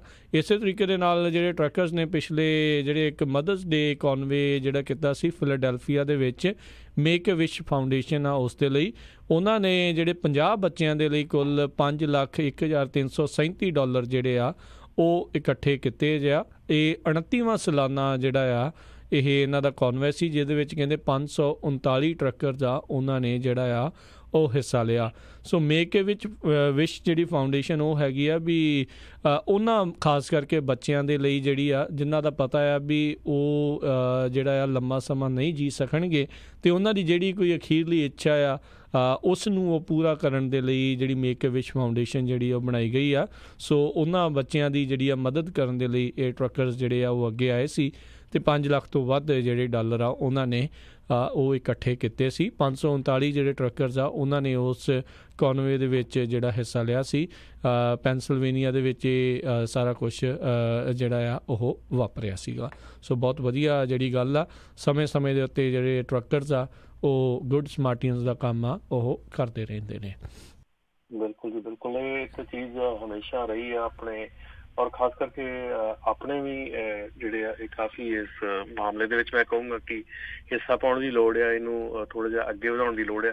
ਸੋ ਕੋਸ਼ਿਸ਼ ਕਰਾਂਗੇ ਕਿ ਆਪਣੇ ਜਿਹੜੀ ਹੁਣ ਨਵੀਂ ਐਸੋਸੀਏਸ਼ਨ ਬਣੀ ਆ ਉਹਦੇ ਵਿੱਚ ਨਾਪਟਾ ਦੇ ਵਿੱਚ ਇਹਨੂੰ ਇਸ ਸਾਈਡ ਨੂੰ ਵੀ ਥੋੜ੍ਹਾ ਜਿਹਾ ਉਭਾਰਿਆ ਜਾਵੇ ਤਾਂ ਕਿ ਅਸੀਂ ਵੀ ਜਿਹੜਾ ਆਪਣਾ ਵੱਡਾ ਯੋਗਦਾਨ ਹੈ ਉਹ ਪਾਈਏ ਇਸ ਸਿਲਸਿਲੇ ਦੇ ਵਿੱਚ। ਜੀ। ਸੋ ਨਾਪਟਾ ਬਾਰੇ ਵੀ ਕਈ ਵਾਰੀ ਸਵਾਲ ਆਉਂਦੇ ਰਮਨ ਜੀ, ਸੋ ਉਸ ਦੇ ਬਾਰੇ ਵੀ ਜੇ ਤੁਸੀਂ ਥੋੜ੍ਹੀ ਜਿਹੀ ਜਾਣਕਾਰੀ ਜਿਹੜੀ ਉਹ ਦੇ ਦਿਓ। ਕਈ ਜਾਣੇ ਪੁੱਛਦੇ ਨੇ ਵੀ ਕਿੱਦਾਂ ਦੇ ਡਿਸਕਾਊਂਟ ਜੇ ਉਹ ਕੋਈ ਮੈਂਬਰ ਬਣਦਾ ਆ ਉਹਨਾਂ ਨੂੰ ਮਿਲਦੇ ਨੇ, ਜਾਂ ਕੀ ਕੁਛ ਜਿਹੜਾ ਹੈਗਾ ਉਸ ਦੇ ਬਾਰੇ ਕਿੱਦਾਂ ਜਿਹੜੇ ਉਹ ਮੈਂਬਰ ਬਣਿਆ ਜਾ ਸਕਦਾ ਹੈ। ਜੀ ਬਿਲਕੁਲ ਜੀ ਬਿਲਕੁਲ, ਇਸ ਵੇਲੇ ਅਸੀਂ ਜਿਹੜੀ ਮੈਂਬਰਸ਼ਿਪ ਹੈਗੀ ਆ ਉਹ ਟੋਟਲੀ ਫ੍ਰੀ ਕਰਤੀ ਆ। ਫਸਟ 6 ਮੰਥ ਜਿਹੜੀ ਮੈਂਬਰਸ਼ਿਪ ਟੋਟਲੀ ਫ੍ਰੀ ਆ। ਈਵਨ 6 ਮਹੀਨੇ ਬਾਅਦ ਵੀ ਜਿਹੜੀ ਮੈਂਬਰਸ਼ਿਪ ਆ ਉਹ ਸਿਰਫ $10 ਪਰ ਮੰਥ ਪਰ ਟਰੱਕ ਹੈਗੀ ਆ। ਫॉर ਫਸਟ ਟਰੱਕ ਜਿਹੜੀ ਪਹਿਲਾ ਇੱਕ ਟਰੱਕ ਆ ਉਹਦੇ ਲਈ $10 ਪਰ ਮੰਥ ਹੈਗੀ ਆ। ਅਤੇ ਉਹਦੇ ਵਿੱਚ ਵੀ ਤੁਹਾਨੂੰ ਜਿਹੜੇ ਡਿਸਕਾਊਂਟਸ ਆ ਅਸੀਂ ਹੁਣ ਨੈਗੋਸ਼ੀਏਟ ਕਰ ਰਹੇ ਹਾਂ। ਸਾਡਾ ਜਿਹੜਾ ਪਹਿਲਾ ਡਿਸਕਾਊਂਟ ਜਿਹੜਾ ਇਨ ਪਲੇਸ ਹੋਣ ਜਾ ਰਿਹਾ ਉਹ ਅਸੀਂ ਮਿਸ਼ਲਨ ਟਾਇਰ ਜਿਹੜੇ ਆ ਉਹਨਾਂ ਦੇ ਨੈਸ਼ਨਲ ਅਕਾਊਂਟ ਸਾਡਾ ਸਾਈਨ ਅਪ ਹੋ ਚੁੱਕਾ ਆ ਉਹ ਆਪਣੇ ਇਹਦੇ ਤਹਿਤ, ਨਾਪਟਾ ਦੇ ਤਹਿਤ। ਸੋ ਹੁਣ ਜਿਹੜੇ ਵੀ ਨਾਪਟਾ ਦੇ ਮੈਂਬਰ ਹੈਗੇ ਆ ਉਹਨਾਂ ਨੂੰ ਮਿਸ਼ਲਨ ਟਾਇਰ ਜਿਹੜਾ ਆ ਉਹ ਨੈਸ਼ਨਲ ਜਿਹੜਾ ਉਹਨਾਂ ਦਾ ਡਿਸਕਾਊਂਟ ਆ ਉਸ 'ਤੇ ਮਿਲੇਗਾ, ਜਿਹੜਾ ਕਿ ਆਮ ਤੌਰ 'ਤੇ ਘੱਟੋ ਘੱਟ 50 ਤੋਂ 100 ਟਰੱਕ ਵਾਲੀ ਕੰਪਨੀ ਨੂੰ ਇਹੋ ਜਿਹੇ ਅਕਾਊਂਟ ਜਿਹੜੇ ਮਿਲਦੇ ਆ। ਸੋ ਹੁਣ ਚਾਹੇ ਤੁਹਾਡੇ ਕੋਲ ਇੱਕ ਟਰੱਕ ਆ, ਚਾਹੇ ਤੁਹਾਡੇ ਕੋਲ 2 ਟਰੱਕ ਆ, ਪਰ ਜੇ ਤੁਸੀਂ ਨਾਪਟਾ ਮੈਂਬਰ ਹੈਗੇ ਆ ਤੇ ਤੁਹਾਡਾ ਮਿਸ਼ਲਨ ਦਾ ਨੈਸ਼ਨਲ ਅਕਾਊਂਟ ਦੇ ਅੰਡਰ ਤੁਸੀਂ ਆ ਜਾਓਗੇ ਤੇ ਤੁਹਾਨੂੰ ਜਿਹੜੇ ਟਾਇਰਸ ਹੈਗੇ ਆ ਬਿਗ ਡਿਸਕਾਊਂਟ ਜਿਹੜਾ ਆ ਤੁਹਾਨੂੰ ਨੈਸ਼ਨਲ ਲੈਵਲ ਦਾ ਜਿਹੜਾ ਡਿਸਕਾਊਂਟ ਹੈ, ਜਿਹੜਾ ਕਿ ਆਪਣੇ ਟਰੱਕਿੰਗ ਇੰਡਸਟਰੀ ਜੇ ਨੈਸ਼ਨਲ ਅਕਾਊਂਟ ਜਿਹੜਾ ਟਾਇਰਾਂ ਦਾ ਹੁੰਦਾ ਆ ਸਾਰਿਆਂ ਨਾਲੋਂ ਬਿਗੈਸਟ ਡਿਸਕਾਊਂਟ ਟਾਇਰਾਂ ਦਾ ਹੁੰਦਾ ਆ। ਸੋ ਆਪਾਂ ਉਹਦੇ ਵਿੱਚ ਆ ਚੁੱਕੇ ਹਾਂ। ਡੀਟੇਲ ਜਿਹੜੀ ਆ ਜਿੱਦਾਂ ਹੀ ਸਾਨੂੰ ਡੀਟੇਲ ਆਉਂਦੀ ਜਾਊਗੀ ਕਿ ਕਿਹੜੇ ਟਾਇਰ ਕਿਹੜੀ ਪ੍ਰਾਈਸ 'ਤੇ ਮਿਲਦੇ ਆ, ਕਿੰਨਾ ਡਿਸਕਾਊਂਟ ਆ, ਸੋ ਉਹ ਅਸੀਂ ਨਾਲ ਦੇ ਨਾਲ ਹੀ ਸਾਰੇ ਮੈਂਬਰਸ਼ਿਪ ਨੂੰ ਅਸੀਂ ਵੀਆ ਈਮੇਲ ਉਹ ਅਸੀਂ ਦੱਸੀ ਜਾਵਾਂਗੇ, ਕਰੀ ਜਾਵਾਂਗੇ। ਅਤੇ ਨਾਲ ਦੇ ਨਾਲ ਹੀ ਇਹਦੇ ਜਿਹੜਾ ਰਾਜ ਸਾਰਿਆਂ ਨਾਲੋਂ ਵੱਡੀ ਚੀਜ਼ ਆ ਕਿ ਜਿਹੜਾ ਨੈਸ਼ਨਲ ਅਕਾਊਂਟ ਦੇ ਅੰਡਰ ਤੁਸੀਂ ਜਦੋਂ ਆਉਂਦੇ ਆ ਅਤੇ ਤੁਹਾਨੂੰ ਰੋਡ ਸਾਈਡ ਸਰਵਿਸ ਜਿਹੜੀ ਆ ਉਹ ਪ੍ਰੀ ਨੈਗੋਸ਼ੀਏਟਡ ਰੇਟ 'ਤੇ ਮਿਲਦੀ ਆ। ਤੁਹਾਨੂੰ ਜਿਹੜੀ ਰੋਡ ਸਾਈਡ ਹੈ ਜੇ ਤੁਹਾਡਾ ਟਰੱਕ ਰਸਤੇ 'ਚ ਖਰਾਬ ਹੋ ਜਾਂਦਾ, ਕਿਤੇ ਤੁਹਾਨੂੰ ਟੋ ਕਰਾਉਣਾ ਪੈਂਦਾ ਜਾਂ ਟਾਇਰ ਰਿਪੇਅਰ ਕਰਾਉਣੀ ਪੈਂਦੀ ਆ, ਉਹ ਤੁਸੀਂ ਮਿਸ਼ਲਨ ਦੇ ਨੈਸ਼ਨਲ ਅਕਾਊਂਟ ਦੇ ਅੰਡਰ ਪ੍ਰੀ ਨੈਗੋਸ਼ੀਏਟਡ ਰੇਟ 'ਚ ਕਰਾ ਸਕਦੇ ਹਾਂ। ਸੋ ਉਹਦਾ ਇਹ ਆ ਕਿ ਤੁਹਾਨੂੰ ਕੋਈ ਵੀ ਬਾਹਰ ਕਿਤੇ ਲੋੜ ਪੈਂਦੀ ਆ, ਕਿਤੇ ਟੋ ਟਰੱਕ ਦੀ ਲੋੜ ਪੈਂਦੀ ਆ, ਕਿਸੇ ਕਿਸਮ ਦੀ ਵੀ ਕੋਈ ਲੋੜ ਪੈਂਦੀ ਆ, ਤੇ ਤੁਹਾਨੂੰ ਇਹ ਨਹੀਂ ਹੋਊਗਾ ਕਿ ਰਿਪ ਆਫ ਹੋਊਗੇ ਕਿ ਤੁਹਾਨੂੰ ਪ੍ਰੀ ਨੈਗੋਸ਼ੀਏਟਡ ਵੀ ਇੰਨਾ ਹੀ ਰੇਟ ਲੱਗਣਾ ਹੈ। ਤੁਹਾਨੂੰ ਪਹਿਲਾਂ ਪਤਾ ਹੋਊਗਾ ਵੀ ਜੇ ਮੈਂ ਟੋ ਕਰਾਇਆ, ਜੇ ਮੇਰਾ ਉੱਥੇ ਟਾਇਰ ਬਦਲਣਾ ਆਇਆ ਤੇ ਮੇਰੇ ਕਿੰਨੇ ਪੈਸੇ ਲੱਗਣੇ ਆ, ਕੀ ਹੋਣਾ ਆ। ਸੋ ਇੱਕ ਤਾਂ ਉਹ ਚੀਜ਼ ਹੈਗੀ ਆ, ਤੇ ਦੂਸਰੀ ਚੀਜ਼ ਹੈਗੀ ਆ ਕਿ ਤੁਸੀਂ ਇਹਦੇ ਅੰਡਰ ਨੈਸ਼ਨਲ ਅਕਾਊਂਟ ਦੇ ਅੰਡਰ ਜਿਹੜਾ ਆ, ਜਦੋਂ ਅਸੀਂ ਜਿੰਨੇ ਵੱਧ ਤੋਂ ਵੱਧ ਮੈਂਬਰ ਅਸੀਂ ਸਾਈਨ ਅਪ ਹੋਵਾਂਗੇ, ਜਿੰਨੇ ਵੱਧ ਤੋਂ ਵੱਧ ਮੈਂਬਰ ਅਸੀਂ ਜੁੜਾਂਗੇ, ਓਨਾ ਹੀ ਸਾਡਾ ਜਿਹੜਾ ਡਿਸਕਾਊਂਟ ਹੈ ਗਾਂਹ ਗਾਂਹ ਚੱਲ ਕੇ ਸਾਡਾ ਡਿਸਕਾਊਂਟ ਬੈਟਰ ਹੁੰਦਾ ਜਾਊਗਾ। ਸੋ ਇਹ ਇੱਕ ਜਿਹੜਾ ਪਹਿਲਾ ਸਾਰਿਆਂ ਨਾਲੋਂ ਜਿਹੜੀ ਪਹਿਲੀ ਚੀਜ਼ ਇਸ ਵੇਲੇ ਅਸੀਂ ਨੈਪਟਾ ਦੇ ਅੰਦਰ ਲਿਆਂਦੀ ਆ। ਸੋ ਇਹਦੇ ਨਾਲ ਨਾਲ ਅਸੀਂ ਹੁਣ ਜਿਹੜੀ ਇੱਕ ਵਰਕਰ ਸਟੈਂਪ ਇੰਸ਼ੋਰੈਂਸ ਹੈਗੀ ਆ, ਉਹਦੇ ਨਾਲ ਵੀ ਸਾਡੀ ਗੱਲ ਚੱਲ ਰਹੀ ਹੈਗੀ ਆ, ਤਾਂ ਕਿ ਜਿਹੜੀ ਇੱਕ ਅਸੀਂ ਪ੍ਰੋਪਰ ਤੇ ਡੀਸੈਂਟ ਵਰਕਰ ਕੰਪ ਇੰਸ਼ੋਰੈਂਸ ਜਿਹੜੀ ਆ ਉਹ ਲੈ ਕੇ ਆ ਸਕੀਏ। ਉਸਦੇ ਨਾਲ ਨਾਲ ਸਾਡੀ ਗੱਲ ਚੱਲ ਰਹੀ ਹੈ ਕਿ ਜਿਹਦੇ ਵਿੱਚ ਅਸੀਂ ਆਪਣੇ ਜਿਹੜੀ ਹੈਲਥ ਇੰਸ਼ੋਰੈਂਸ ਆ, ਜਿਹੜੀ ਵੈਰੀ ਅਫੋਰਡੇਬਲ ਹੈਲਥ ਇੰਸ਼ੋਰੈਂਸ ਆ, ਜਿਹਦੇ ਕਿ ਰੇਟਸ ਵਗੈਰਾ ਹੁਣ ਕਾਫੀ ਵੱਧਦੇ ਜਾ ਰਹੇ ਆ ਕਿਉਂਕਿ W2 ਦੇ ਅਕੋਰਡਿੰਗਲੀ। ਸੋ ਉਹ ਵੀ ਅਸੀਂ ਜਿਹੜੀ ਆ ਇਹਦੇ ਅੰਡਰ ਪ੍ਰੀ ਨੈਗੋਸ਼ੀਏਟਡ ਕਰਕੇ ਤੇ ਉਹ ਵੀ ਲੈ ਕੇ ਆ ਰਹੇ ਹਾਂ। ਹੋਰ ਜਿਹੜਾ ਵੀ ਕੋਈ ਤੁਸੀਂ ਸਾਫਟਵੇਅਰ ਯੂਜ਼ ਕਰਦੇ ਹੈਗੇ ਆ, ਕਿਸੇ ਕਿਸਮ ਦਾ ਤੁਸੀਂ ELD ਯੂਜ਼ ਕਰਦੇ ਆ, ਸੋ ਅਸੀਂ ਟਰਾਈ ਕਰ ਰਹੇ ਹਾਂ ਕਿ ਜਿੰਨੀ ਵੀ ਵੱਧ ਤੋਂ ਵੱਧ ਡਿਸਕਾਊਂਟਸ ਹੈਗੇ ਆ ਉਹ ਨੈਗੋਸ਼ੀਏਟ ਕਰਕੇ ਤੇ ਉਹ ਮੈਂਬਰਸ ਲਈ ਲੈ ਕੇ ਆਏ ਜਾਣ। ਤੇ ਜਿਹੜੀ ਕਿ ਵਧੀਆ ਸਾਰਿਆਂ ਨੂੰ ਗੱਲ ਹੈਗੀ ਹੈ ਕਿ ਮੈਂਬਰਸ਼ਿਪ ਫ੍ਰੀ ਹੈਗੀ ਹੈ।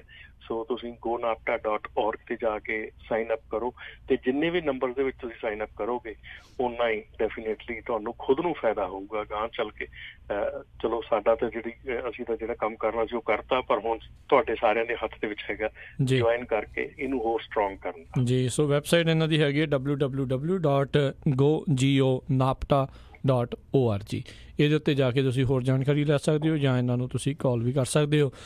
ਰਮਨ ਜੀ, ਹੁਣ ਆਪਾਂ ਇੱਕ ਬ੍ਰੇਕ ਲਵਾਂਗੇ ਤੇ ਬ੍ਰੇਕ ਤੋਂ ਬਾਅਦ ਦੇ ਵਿੱਚ ਆਪਾਂ ਕਾਲਸ ਲੈਣੀਆਂ ਸ਼ੁਰੂ ਕਰਾਂਗੇ। ਜਿਹੜੇ ਵੀ ਸਰੋਤਿਆਂ ਦੇ ਕੋਈ ELD ਦੇ ਨਾਲ ਸੰਬੰਧਿਤ ਜਿਹੜੇ ਸਵਾਲ ਨੇ ਵੀ ਸ਼ਿਪਰ ਦੇ ਉੱਤੇ ਜੇ ਪਾਰਕ ਨਾ ਮਿਲੀ ਕੀ ਕਰਨਾ ਆ, ਜੇ ਰਸਤੇ 'ਚ ਟਰੱਕ ਖਰਾਬ ਹੋ ਜਾਂਦਾ ਆ, ਜਾਂ ਹੋਰ ਵੀ, ਕਿਉਂਕਿ ਮੈਂ ਤਾਂ ਕਦੀ ਟਰੱਕ ਨਹੀਂ ਚਲਾਇਆ, ਨਾ ਹੀ ਮੈਂ ਅੰਦਰ ਕਦੀ ਬੈਠਾ ਆ। ਸੋ ਤੁਹਾਨੂੰ ਜਿਹੜੇ ਜ਼ਿਆਦਾ ਪਤਾ ਆ ਸਵਾਲ, ਤੁਸੀਂ ਜਿਹੜੇ ਰਮਨ ਸਿੰਘ ਹੁਣਾਂ ਨੂੰ ਜਿਹੜੇ ਆ ਕਾਲ ਕਰਕੇ ਜਿਹੜੇ ਇਸ ਦੇ ਬਾਰੇ ਪੁੱਛ ਸਕਦੇ ਹੋ। ਕਈ ਸਿਨਾਰੀਓ ਜਿਹੜੇ ਆ ਉਹ ਸਾਡੇ ਜਿਹੜੇ ਮੇਰੇ ਦਿਮਾਗ ਦੇ ਵਿੱਚ ਤਾਂ ਨਹੀਂ ਆ ਸਕਦੇ, ਜੋ ਤੁਹਾਨੂੰ ਜਿਹੜੇ ਉਹ ਜ਼ਿਆਦਾ ਪਤਾ ਨੇ। ਸੋ ਤੁਸੀਂ ਜ਼ਰੂਰ ELD ਦੇ ਸੰਬੰਧੀ ਜੇ ਕੋਈ ਸਵਾਲ ਹੈਗੇ ਆ ਉਹ ਤੁਸੀਂ ਹੁਣ ਬ੍ਰੇਕ ਤੋਂ ਬਾਅਦ ਪੁੱਛ ਸਕਦੇ ਹੋ। ਫੋਨ ਨੰਬਰ ਹੈਗਾ ਕਾਲ ਕਰਨ ਦੇ ਲਈ 408-272-5200 4082725200 ਦੇ ਉੱਤੇ।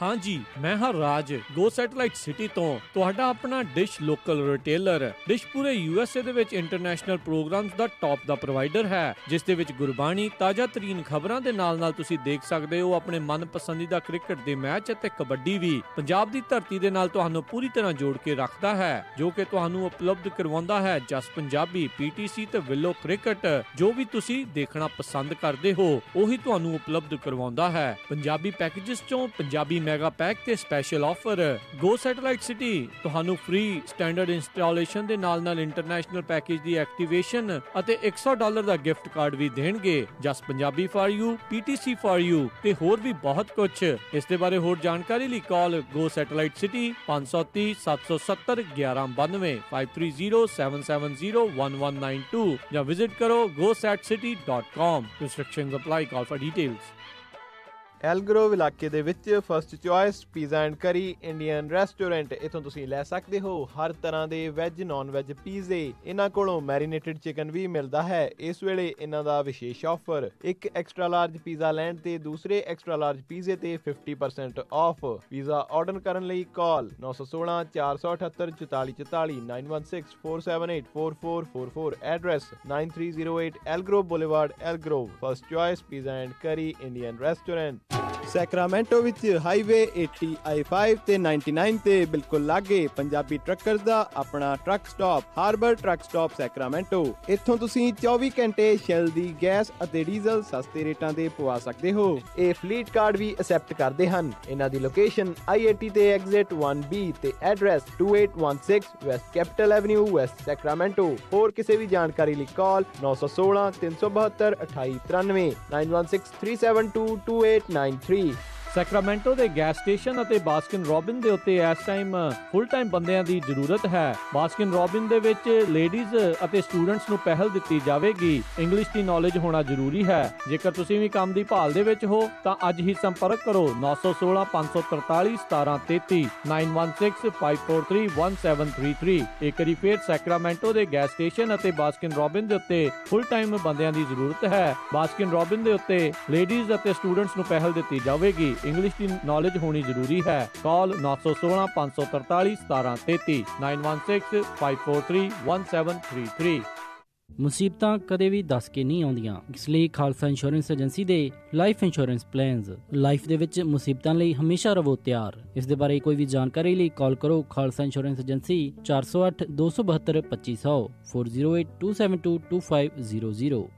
ਤੁਸੀਂ ਸੁਣ ਰਹੇ ਹੋ ਪੰਜਾਬੀ ਰੇਡੀਓ USA।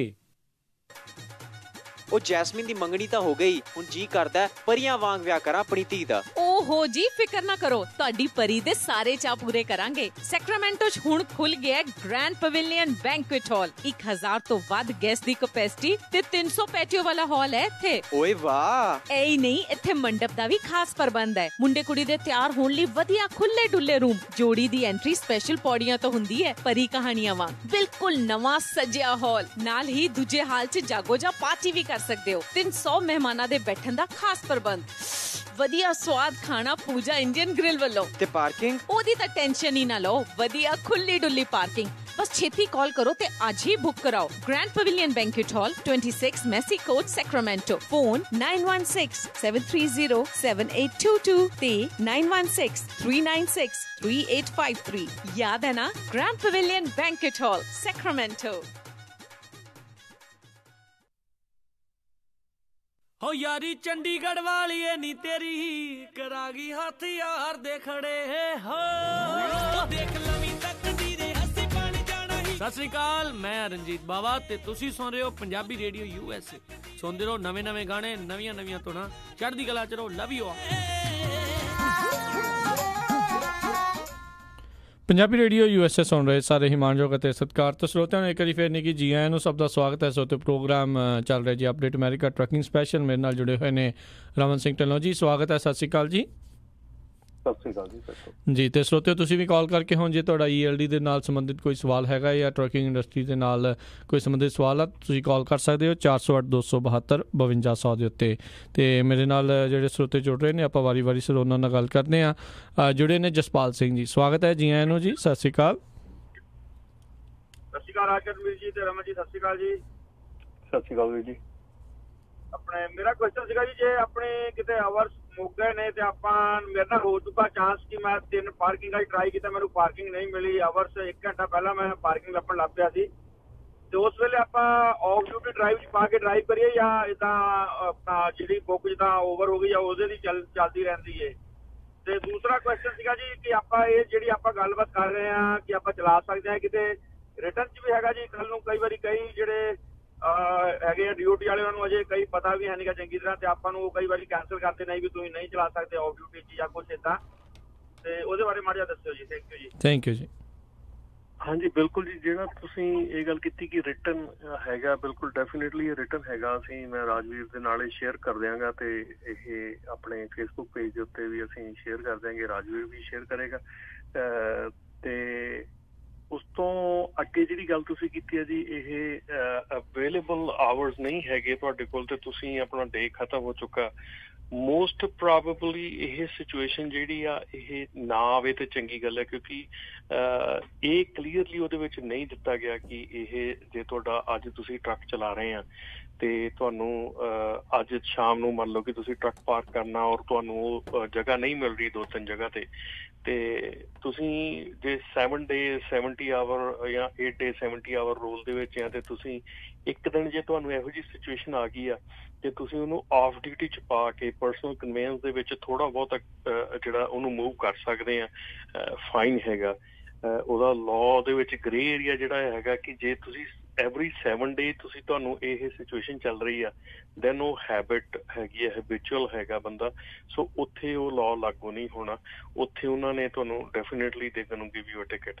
ਬਟ ਜੇ ਤੁਸੀਂ ਕਿਤੇ ਵਨਸ ਇਨ ਅ ਵਾਈਲ ਜੇ ਤੁਹਾਨੂੰ ਪਾਰਕਿੰਗ ਨਹੀਂ ਲੱਭੀ ਤੇ ਤੁਸੀਂ ਆਫ ਡਿਊਟੀ ਪਾ ਕੇ ਪਰਸਨਲ ਕਨਵੇਨਸ ਦੇ ਵਿੱਚ ਟਰੱਕ ਮੂਵ ਕੀਤਾ ਆ, ਇੱਕ ਐਗਜ਼ਿਟ ਤੋਂ ਦੂਜੇ ਐਗਜ਼ਿਟ ਤੱਕ ਜਾਂ 2-3 ਐਗਜ਼ਿਟ ਤੱਕ ਮੂਵ ਕੀਤਾ ਆ, ਤਾਂ ਡੈਫੀਨੇਟਲੀ ਉਹ ਅਵੇਲੇਬਲ ਹੈਗਾ, ਪਰ ਮਿਸਯੂਜ਼ ਅਵੇਲੇਬਲ ਨਹੀਂ ਹੈਗੀ। ਜੇ ਆਪਾਂ 7 ਡੇਜ਼ ਉਹਨੂੰ ਯੂਜ਼ ਕਰੀ ਜਾਵਾਂਗੇ ਤੇ ਦੈਨ ਉਹ ਅਲਾਉਡ ਨਹੀਂ ਹੈਗਾ। ਸੋ ਟਿਕਟ ਜਿਹੜੀ ਉਹਦੀ ਮਿਲ ਸਕਦੀ। ਜਿੱਦਾਂ ਉਹਨਾਂ ਨੇ ਕਿਹਾ ਸੀ, ਹੁਣ ਇਹ ਪਾਰਕਿੰਗ ਦੀ ਸਮੱਸਿਆ ਤਾਂ ਚਲੋ ਮੈਨੂੰ ਲੱਗਦਾ ਬਹੁਤ ਸਾਰੇ ਜਿਹੜੇ ਟਰੱਕਰਸ ਆ ਉਹਨਾਂ ਨੂੰ ਆਉਂਦੀ ਆ, ਕਹਿੰਦੇ ਵੀ ਘੰਟਾ ਪਹਿਲਾਂ ਲੱਭਣੀ ਸ਼ੁਰੂ ਕਰਤੀ ਸੀ, 2-3 ਥਾਂ ਤੇ ਨਹੀਂ ਲੱਭੀ। ਸੋ ਇਹੋ ਜਿਹੀ ਦੇ ਵਿੱਚ ਫਿਰ ਜਿੱਦਾਂ ਤੁਸੀਂ ਕਿਹਾ ਵੀ ਫਿਰ ਪਰਸਨਲ ਕਨਵੀਨੈਂਸ ਦੇ ਵਿੱਚ ਪਾ ਕੇ ਫਿਰ ਬੰਦਾ ਥੋੜ੍ਹਾ ਬਹੁਤ ਅੱਗੇ ਕਰੇ ਜਾਂ ਕੀ ਕਰੇ, ਫਿਰ ਸਾਈਡ ਤੇ ਲਾਉਂਦੇ ਆ। ਤਾਂ ਫਿਰ ਹੁਣੇ ਆਪਾਂ ਰੀਸੈਂਟਲੀ ਇੱਕ ਸੁਪਰੀਮ ਕੋਰਟ ਦਾ ਜਿਹੜਾ ਫੈਸਲਾ ਆ ਉਹ ਸੁਣ ਕੇ ਹਟੇ ਆ। ਬਿਲਕੁਲ ਬਿਲਕੁਲ ਨਹੀਂ, ਉਹਨੂੰ ਆਫ ਡਿਊਟੀ ਆਪਣਾ ਕਰਕੇ, ਆਫ ਡਿਊਟੀ ਕਰਕੇ ਤੇ ਉਸ ਤੋਂ ਬਾਅਦ ਪਰਸਨਲ ਕਨਵੇਨਸ ਦੇ ਵਿੱਚ ਮੂਵ ਕਰ ਸਕਦੇ ਆ ਟਰੱਕ ਨੂੰ ਤੁਸੀਂ। ਪਰ ਅਗੇਨ ਜੇ ਤੁਹਾਨੂੰ ਵੀਕ ਦੇ ਵਿੱਚ ਇੱਕ ਅੱਧਾ ਦਿਨ ਇਹ ਪ੍ਰੋਬਲਮ ਆਈ ਆ ਤੇ ਅੰਡਰਸਟੈਂਡੇਬਲ ਆ, ਪਰ ਜੇ ਤੁਹਾਨੂੰ ਐਵਰੀ ਡੇ ਇਹ ਪ੍ਰੋਬਲਮ ਆ ਰਹੀ ਆ ਤੇ ਦੈਨ ਉਹ ਹੈਬਿਚੁਅਲ ਹੋ ਜਾਂਦਾ ਹੈ। ਦੈਨ ਜਿਹੜਾ ਮੌਕੇ ਦਾ ਜਿਹੜਾ ਆਪਣਾ ਅਧਿਕਾਰੀ ਹੈਗਾ ਉਹਦੇ ਤੇ ਡਿਪੈਂਡ ਕਰਦਾ ਕਿ ਉਹ ਕੀ ਕਰਦਾ ਆ। ਜੇ ਤੁਸੀਂ ਵੀਕ ਦੇ ਵਿੱਚ 15 ਦਿਨਾਂ ਦੇ ਵਿੱਚ ਕਿਤੇ ਇੱਕ ਵਾਰੀ ਤੁਸੀਂ ਜਿਹੜਾ ਲਾਅ ਯੂਜ਼ ਕਰ ਲਿਆ, ਠੀਕ ਹੈ ਨਾ, ਤੇ ਉਹ ਮੰਨਣ ਯੋਗ ਆ। ਪਰ ਜੇ ਤੁਸੀਂ ਐਵਰੀ ਡੇ ਇਹੋ ਜਿਹੀ ਚੀਜ਼ ਕਰਦੇ ਆ ਤੇ ਉਹ ਨਹੀਂ ਮੰਨਣ ਯੋਗ ਜੀ। ਅਗਲੇ ਕਾਲਰ ਨੇ ਜਸਬੀਰ ਸਿੰਘ ਜੀ, ਸਵਾਗਤ ਹੈ, ਸਤਿ ਸ਼੍ਰੀ ਅਕਾਲ। ਹਾਂਜੀ, ਦੋਨੋਂ ਭਰਾਵਾਂ ਨੂੰ ਸਤਿ ਸ਼੍ਰੀ ਅਕਾਲ। ਸਵਾਲ ਤੇ ਮੇਰਾ ਵੀ ਮਿਲਦਾ ਜੁਲਦਾ ਜਿਹਾ ਹੈਗਾ। ਐਕਚੁਅਲ ਮੈਂ ਹੁਣ ਜਾ ਰਿਹਾ ਵਾਪਸ ਕੈਲੀਫੋਰਨੀਆ, ਠੀਕ ਹੈ, ਤੇ ਮੈਂ ਫੰਟਾਨੇ ਟਰੱਕ ਖੜਾ ਕਰਨਾ। ਮੇਰੀ ਜਿਹੜੀ ਲੌਗ ਬੁੱਕ ਹੈ 8 ਦਿਨ ਕੱਲ ਮੇਰੇ ਪੂਰੇ ਹੋ ਗਏ ਸੀਗੇ, ਨਾ 70 ਘੰਟੇ ਕੱਲ ਮੇਰੇ ਪੂਰੇ ਹੋ ਗਏ ਸੀਗੇ। ਜਿਹੜਾ ਮੈਂ ਫਰਾਈਡੇ ਨੂੰ ਟਰੱਕ ਚਲਾਇਆ ਸੀ ਉਹ ਮੈਂ ਅੱਜ ਯੂਜ਼ ਕਰ ਰਿਹਾ ਆਵਰਸ, ਲੇਕਿਨ ਮੈਂ ਅੱਧਾ ਘੰਟਾ ਪਹਿਲਾਂ ਮੇਰੇ ਜਿਹੜੇ ਆਵਰਸ ਪੂਰੇ ਹੋ ਜਾਣਗੇ। ਜਿਹੜੇ ਮੇਰਾ ਆਪਣਾ ਕਲੌਕ ਹੈਗਾ 14 ਘੰਟੇ ਦਾ, ਉਹਦੇ 'ਚ ਮੇਰੇ 2-2.5 ਘੰਟੇ ਫਾਲਤੂ ਹੈ, ਲੇਕਿਨ ਜਿਹੜੇ ਮੇਰੇ ਵਰਕਿੰਗ ਆਵਰ ਹੈ, ਡਰਾਈਵਿੰਗ ਆਵਰ ਹੈ, ਉਹ ਮੇਰੇ ਅੱਧਾ ਘੰਟਾ ਮੇਰੇ ਟਰਮੀਨਲ ਤੋਂ ਪਹਿਲਾਂ ਮੁੱਕ ਰਹੇ ਹੈਗੇ ਆ। ਉਹਦੇ 'ਚ ਕੀ ਮੈਂ ਇਹਨੂੰ ਪਰਸਨਲ 'ਚ ਪਾ ਕੇ ਲਿਜਾ ਸਕਦਾ, ਮਤਲਬ 20 ਮਾਈਲ 15-20 ਮਾਈਲ ਦੇ ਵਿੱਚ? ਬਿਲਕੁਲ ਭਾਜੀ, ਉਹ ਤੁਸੀਂ ਕਰ ਸਕਦੇ ਹੋ, ਕਿਉਂਕਿ ਤੁਸੀਂ ਉਸ ਤੋਂ ਬਾਅਦ 34 ਆਵਰਸ ਆਫ ਕਰਨੇ ਆ। ਇਹ ਗੱਲ ਠੀਕ ਹੈ ਜੀ? ਨਹੀਂ, 34 ਆਵਰ ਨਹੀਂ, ਮੈਂ ਮਤਲਬ 24 ਆਵਰ ਬਾਅਦ ਲੋਡ ਡ੍ਰੌਪ ਕਰਨਾ ਹੈਗਾ। ਕਿਉਂਕਿ ਜਿਹੜੀ ਤੁਹਾਡੀ 34 ਘੰਟੇ ਆ, ਜਿਹੜਾ ਤੁਸੀਂ ਕਹਿ ਰਹੇ ਤੁਹਾਡੇ ਆਵਰਸ ਖਤਮ ਹੋ ਗਏ, ਲੇਕਿਨ ਤੁਸੀਂ ਰੋਲਿੰਗ ਲੌਗ ਬੁੱਕ ਕਰਤੀ ਨਾ ਕਿ ਜਿਹੜੇ ਤੁਹਾਡੇ 7ਵੇਂ ਦਿਨ ਦੇ ਜਾਂ 8ਵੇਂ ਦਿਨ ਦੇ ਆਵਰ ਸੀਗੇ ਉਹ ਤੁਸੀਂ ਕੱਲ ਯੂਜ਼ ਕਰ ਰਹੇ ਆ। ਹਾਂਜੀ, ਅੱਜ ਯੂਜ਼ ਕਰ ਰਿਹਾ ਮੈਂ। ਜਿਹੜੇ ਫਰਾਈਡੇ ਦੇ ਆਵਰ ਸੀ ਉਹ ਅੱਜ ਯੂਜ਼ ਕਰ ਰਿਹਾ। ਸੈਟਰਡੇ ਵਾਲੇ ਜਿਹੜੇ ਅੱਜ ਰਾਤੀ 12 ਵਜੇ ਤੋਂ ਬਾਅਦ ਯੂਜ਼ ਹੋਣਗੇ, ਲੇਕਿਨ ਮੈਂ 10 ਘੰਟੇ ਇੱਥੇ ਰੁਕ ਨਹੀਂ ਸਕਦਾ ਕਿਉਂਕਿ ਮੈਂ ਅੱਧਾ ਘੰਟਾ ਆਪਣੇ ਟਰਮੀਨਲ ਤੋਂ ਪਹਿਲਾਂ ਮੇਰੇ ਆਵਰਸ ਖਤਮ ਹੋ ਰਹੇ ਆ। ਨਹੀਂ, ਤੁਸੀਂ ਡੈਫੀਨੇਟਲੀ, ਕਿਉਂਕਿ ਤੁਹਾਡੀ ਉਸ ਤੋਂ ਬਾਅਦ 34 ਆਵਰ ਰੀਸੈਟ ਬਣਦੀ ਆ। Is that right? ਜਿਹੜੀ ਨਹੀਂ, 34 ਆਵਰ ਨਹੀਂ ਬਣੇਗੀ, ਕਿਉਂਕਿ 24 ਆਵਰ ਬਣੇਗੀ। ਮੈਂ ਲੋਡ ਡ੍ਰੌਪ ਕਰਨਾ ਹੈ ਕਿ ਸੰਡੇ ਨਾਈਟ ਨੂੰ ਮੈਂ ਡ੍ਰੌਪ ਕਰਨਾ ਹੈਗਾ ਲੋਡ। 24 ਆਵਰ ਤੋਂ ਜ਼ਿਆਦਾ ਬਣ ਜਾਣਗੇ, ਲੇਕਿਨ 34 ਨਹੀਂ ਬਣਨਗੇ।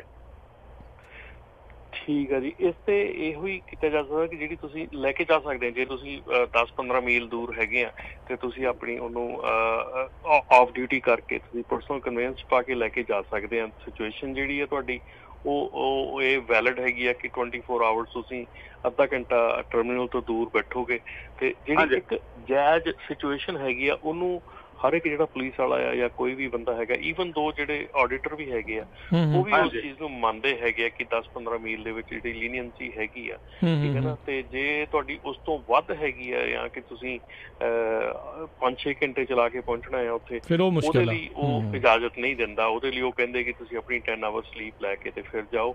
ਤੇ ਜੇ ਤੁਸੀਂ ਜਿੱਦਾਂ ਕਿ ਤੁਹਾਡੇ ਆਵਰਸ ਜਿਹੜੇ ਆ ਉਹ ਰਾਤ ਨੂੰ ਮਤਲਬ ਕਿ ਸ਼ੁਰੂ ਹੋਣੇ ਆ ਨੈਕਸਟ ਡੇ ਵਾਲੇ ਜਿਹੜੇ ਰੋਲਿੰਗ ਕਲੌਕ ਬੁੱਕ ਤੁਸੀਂ ਚਲਾ ਰਹੇ ਆ, ਸੋ ਉਹ ਨੈਕਸਟ ਡੇ ਸ਼ੁਰੂ ਹੋਣੇ ਆ।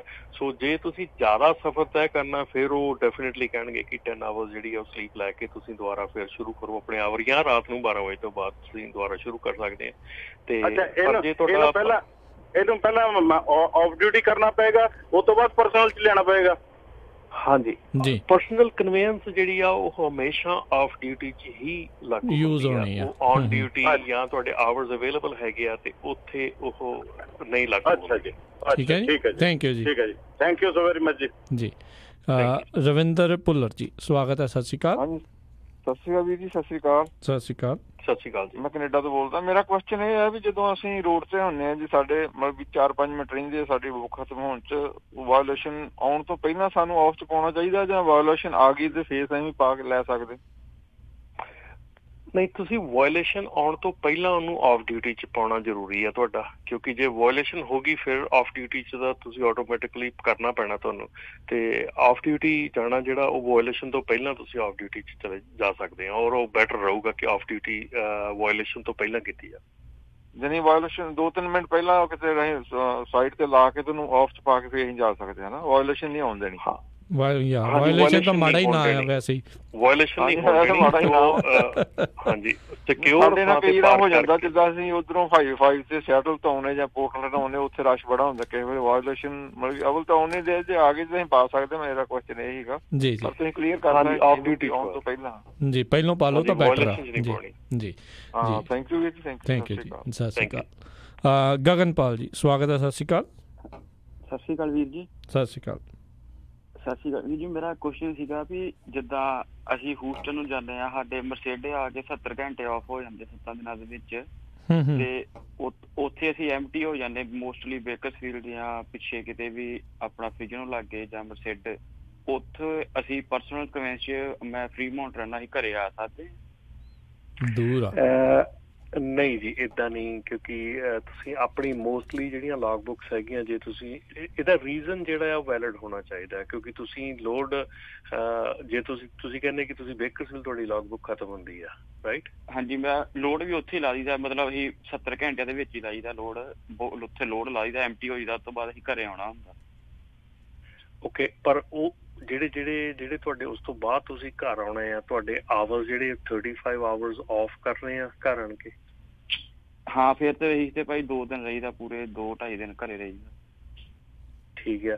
ਇਹ ਜਿਹੜਾ ਨਾ ਕਿਉਂਕਿ ਹੈਗਾ ਆ, ਸਿਚੁਏਸ਼ਨ ਹੈਗੀ ਆ ਕਿ ਜਿਹੜੀ ਲੌਂਗ ਡਰਾਈਵ ਹੈਗੀ ਆ ਤੁਹਾਡੀ ਬੇਕਰਸਫੀਲਡ ਤੋਂ ਜਾਂ ਕਿਤੋਂ ਵੀ ਲੈ ਕੇ ਬੇ ਏਰੀਆ ਤੱਕ ਦੀ ਜਿਹੜੀ ਡਰਾਈਵ ਹੈਗੀ ਆ, ਕਾਫੀ ਲੌਂਗ ਡਰਾਈਵ ਹੈਗੀ ਆ।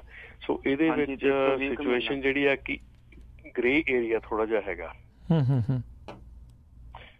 ਕਿਉਂਕਿ ਕਲੀਅਰ ਨਹੀਂ ਹੈਗੀ ਆ। ਜੇ ਇਹ ਸਿਚੁਏਸ਼ਨ ਜਿਹੜੀ ਆ ਕਿ ਤੁਹਾਡੀ ਰਿਕੁਆਇਰਮੈਂਟ ਜਿਹੜੀ ਆ ਉਹ ਇਹ ਕਹਿੰਦੀ ਆ ਕਿ ਤੁਸੀਂ ਆਪਣੇ ਜਿਹੜੀ ਪਰਸਨਲ ਕਨਵੀਨੈਂਸ ਦੀ ਜਿਹੜੀ ਛੋਟ ਦਿੱਤੀ ਆ, ਪਰਸਨਲ ਕਨਵੀਨੈਂਸ ਦੀ ਛੋਟ ਦਿੱਤੀ ਆ, ਪਿਕਅਪ ਪੁਆਇੰਟ, ਡਿਲੀਵਰੀ ਪੁਆਇੰਟ, ਠੀਕ ਆ, ਇਹਨਾਂ ਦੇ ਉੱਤੇ ਤੁਹਾਨੂੰ ਐਮਰਜੈਂਸੀ ਪੈ ਗਈ ਆ ਕਿ ਇਹਨਾਂ ਤੇ ਤੁਸੀਂ ਆਊਟ ਆਫ ਆਵਰ ਚਲੇ ਗਏ ਆ, ਤੁਸੀਂ ਉੱਥੇ ਹੈਗੇ ਆ, ਆਊਟ ਆਫ ਆਵਰ ਚਲੇ ਗਏ ਆ, ਤੇ ਉੱਥੇ ਤੁਸੀਂ ਇਹਨੂੰ ਕਨਵੀਨੀਐਂਟਲੀ ਯੂਜ਼ ਕਰ ਸਕਦੇ ਆ।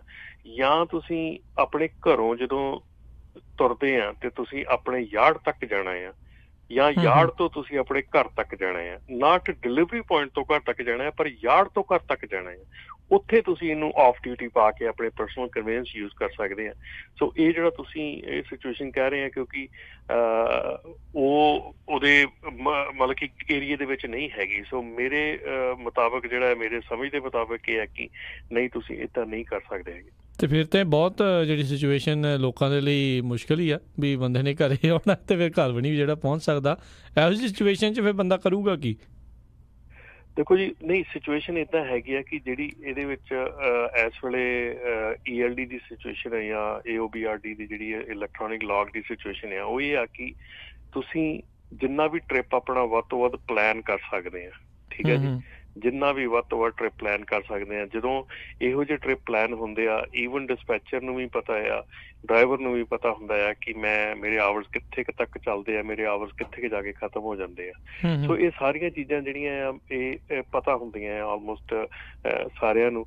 ਸੋ ਇਹਦੇ ਵਿੱਚ ਜਿਹੜੀ ਜ਼ਿਆਦਾ ਸਿਚੁਏਸ਼ਨ ਇਹ ਆ ਕਿ ਜਿਹੜਾ ਡਿਸਪੈਚਰ ਹੈਗਾ ਆ, ਉਹਦੀ ਪਲੈਨਿੰਗ ਜਿਹੜੀ ਆ ਉਹ ਜ਼ਿਆਦਾ ਹੋਣੀ ਚਾਹੀਦੀ ਆ ਕਿ ਮੇਰਾ ਡਰਾਈਵਰ ਜਿਹੜਾ ਆ ਉਹ ਕਿੱਥੇ ਜਾ ਕੇ ਉਹਦੇ ਆਵਰਸ ਖਤਮ ਹੁੰਦੇ ਆ ਤੇ ਉਹਨੂੰ ਮੈਂ ਉੱਥੋਂ ਤੱਕ ਨਾ ਭੇਜਾਂ ਜਾਂ ਉੱਥੋਂ ਤੱਕ ਨਾ ਕਰਾਂ, ਜਾਂ ਮੈਂ ਕੁਛ ਨਾ ਕੁਛ ਸਿਚੁਏਸ਼ਨ ਕਰਾਂ। ਜਾਂ ਤੁਸੀਂ ਏਦਾਂ ਦੇ ਕੰਮਾਂ ਦੇ ਵਿੱਚ ਜਿਹੜੀ ਆ ਏਦਾਂ ਦੇ, ਕਿਉਂਕਿ ਜਿਹੜੀ ਰੋਲਿੰਗ ਲੌਗ ਬੁੱਕ ਹੈ, ਜਿਹੜੇ ਹੁਣੇ ਭਾਈ ਸਾਹਿਬ ਪਹਿਲਾਂ ਗੱਲ ਕਰਕੇ ਗਏ ਸੀਗੇ ਮੇਰੇ ਘੰਟੇ 12 ਵਜੇ ਤੋਂ ਬਾਅਦ ਫਿਰ ਮੇਰੇ ਉਹ ਰੋਲਿੰਗ ਲੌਗ ਬੁੱਕ ਦੇ ਵਿੱਚ ਤੁਹਾਨੂੰ 34 ਘੰਟੇ ਆਫ ਕਰਨ ਦੀ ਲੋੜ ਨਹੀਂ ਪੈਂਦੀ।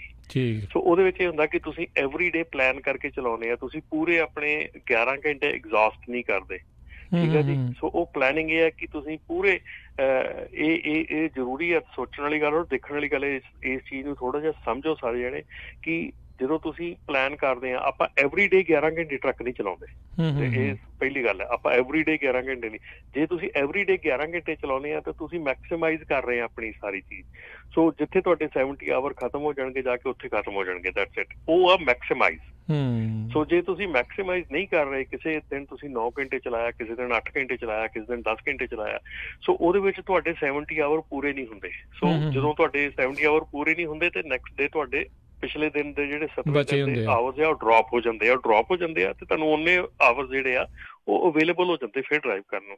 ਸੋ ਥੋੜੀ ਜਿਹੀ ਪਲੈਨਿੰਗ ਦੀ ਲੋੜ ਆ ਇਹੋ ਜਿਹੀ ਸਿਚੁਏਸ਼ਨ ਦੇ ਵਿੱਚ। ਮੈਂ ਕਹੂੰਗਾ ਵੀ ਥੋੜੀ ਪਲੈਨਿੰਗ ਜਿਹੜੀ ਆ ਉਹ ਜ਼ਰੂਰੀ ਆ। ਜੀ ਜੀ, ਅਗਲੇ ਕਾਲਰ ਨੇ ਗੁਰਨਾਮ ਸਿੰਘ ਜੀ, ਸਵਾਗਤ ਹੈ, ਸਤਿ ਸ਼੍ਰੀ ਅਕਾਲ। ਹਾਂਜੀ, ਦੋਵਾਂ ਵੀਰਾਂ ਨੂੰ ਪਿਆਰ ਭਰੀ ਨਗੀਤ ਤੇ ਠੰਡੀ ਤੇ ਸਤਿ ਸ਼੍ਰੀ ਅਕਾਲ ਜੀ। ਸਤਿ ਸ਼੍ਰੀ ਅਕਾਲ ਜੀ। ਸਤਿ ਸ਼੍ਰੀ ਅਕਾਲ ਵੀਰ ਜੀ। ਪ੍ਰੋਬਲਮ ਹੀ ਸਾਡੀ ਇਹ ਆ ਵੀ ਅਸੀਂ ਪੇਸ਼ੈਂਸ ਨਹੀਂ ਕਰਨਾ ਜਾਣਦੇ। ਹੁਣ ਅਸੀਂ ਵੀ ਇਲੈਕਟ੍ਰੋਨਿਕ ਲਾ ਬੁੱਕ ਯੂਜ਼ ਕਰਨ ਦੇ ਆ, ਨਹੀਂ ਆਉਣੀ ਚਾਹੀਦੀ ਪਰ ਆ ਗਈ ਤੇ ਉਹਨੂੰ ਸੋਲਵ ਕਰਨਾ। ਪਰ ਅਸੀਂ ਇਹਨਾਂ ਚੀਜ਼ਾਂ ਵਿੱਚ ਰਹਿ ਕੇ ਰਾਜੀ ਨਹੀਂ ਹੈਗੇ। ਹੁਣ ਭਾਈ ਜਿੱਦਾਂ ਉਹ ਬੰਦੇ ਨੇ ਕਿਹਾ ਵੀ ਮੈਂ 20 ਮਿੰਟ ਪਿੱਛੇ ਨਹੀਂ ਰੁਕ ਸਕਦਾ, ਉਹ 20 ਮਿੰਟ ਦੇ ਵਿੱਚ ਜੋ ਕੁਝ ਵੀ ਹੈਪਨ ਕੁਝ ਹੋ ਗਿਆ, ਮੰਨ ਲਓ ਕਿ ਇੰਨਾ ਹੋਵੇ ਨਾ, ਪਰ ਉਹਨੂੰ ਕੌਣ ਕਵਰ ਕਰੂਗਾ? ਉਸ ਬੰਦੇ ਨੂੰ ਇਹ ਪਤਾ ਕਿ ਉਹ 10 ਘੰਟੇ ਵੇਟ ਨਹੀਂ ਕਰ ਸਕਦਾ। ਪਰ ਜੇ ਕੋਈ ਹੈਪਨ ਹੋ ਗਿਆ ਉੱਥੇ DOT ਨੇ ਤੁਹਾਨੂੰ ਪਤਾ ਵੀ ਫੈਡਰਲ ਲਾ ਨੇ ਕੀ ਕਰਨਾ, ਇਹ ਚੀਜ਼ ਦਾ ਕਲੀਅਰ ਪਤਾ ਵਾ। ਬਿਲਕੁਲ ਜੀ, ਬਿਲਕੁਲ, ਇਹ ਤੁਹਾਡੀ ਗੱਲ ਬਿਲਕੁਲ ਸਹੀ ਆ ਕਿ ਜਦੋਂ ਆਪਾਂ ਐਕਸੈਪਸ਼ਨਸ ਆਪਾਂ ਆਪਣੀ ਮਰਜ਼ੀ ਦੇ ਨਾਲ ਜਦੋਂ ਲਾਅ ਨੂੰ ਅੱਗੇ ਪਿੱਛੇ ਕਰ ਲੈਂਦੇ ਆ, ਪਰ ਜਦੋਂ ਮੁਸੀਬਤ ਪੈਂਦੀ, ਜਦੋਂ ਪ੍ਰੋਬਲਮ ਆਉਂਦੀ ਆ, ਉਦੋਂ ਉਹ ਸਾਰੀਆਂ ਚੀਜ਼ਾਂ ਜਿਹੜੀਆਂ ਆ ਉਹ ਸਾਹਮਣੇ ਆ ਜਾਂਦੀਆਂ, ਉਹ ਪਤਾ ਲੱਗ ਜਾਂਦੀਆਂ। ਜਿਵੇਂ ਕਿ ਹੁਣ ਹਰ ਇੱਕ ਜਿਹੜਾ ਅੱਜ ਦੀ ਤਰੀਕ ਦੇ ਵਿੱਚ ਕੋਈ ਐਕਸੀਡੈਂਟ ਹੁੰਦਾ, ਕੋਈ ਪ੍ਰੋਬਲਮ ਪੈਂਦੀ ਹੈ, ਕੁਛ ਵੀ ਹੁੰਦਾ ਹੈ, ਤੇ ਉਹਦੇ ਵਿੱਚ ਉਹ ਸਾਰਾ ਰੈਕਡ ਤੁਹਾਡਾ ਸਾਰਾ ਐਵਰੀਥਿੰਗ ਖੋਲਦੇ ਆ, ਤੇ ਜੇ ਉਹਦੇ ਚ ਗਲਤੀਆਂ ਨਿਕਲਦੀਆਂ ਤੇ ਉੱਥੇ ਬਹੁਤ ਜ਼ਿਆਦਾ ਨੁਕਸਾਨ ਜਿਹੜਾ ਹੁੰਦਾ ਆ। ਜੀ, ਪ੍ਰੋਬਲਮ ਜਿਹੜੀ ਉਹ ਪੈਂਦੀ ਆ।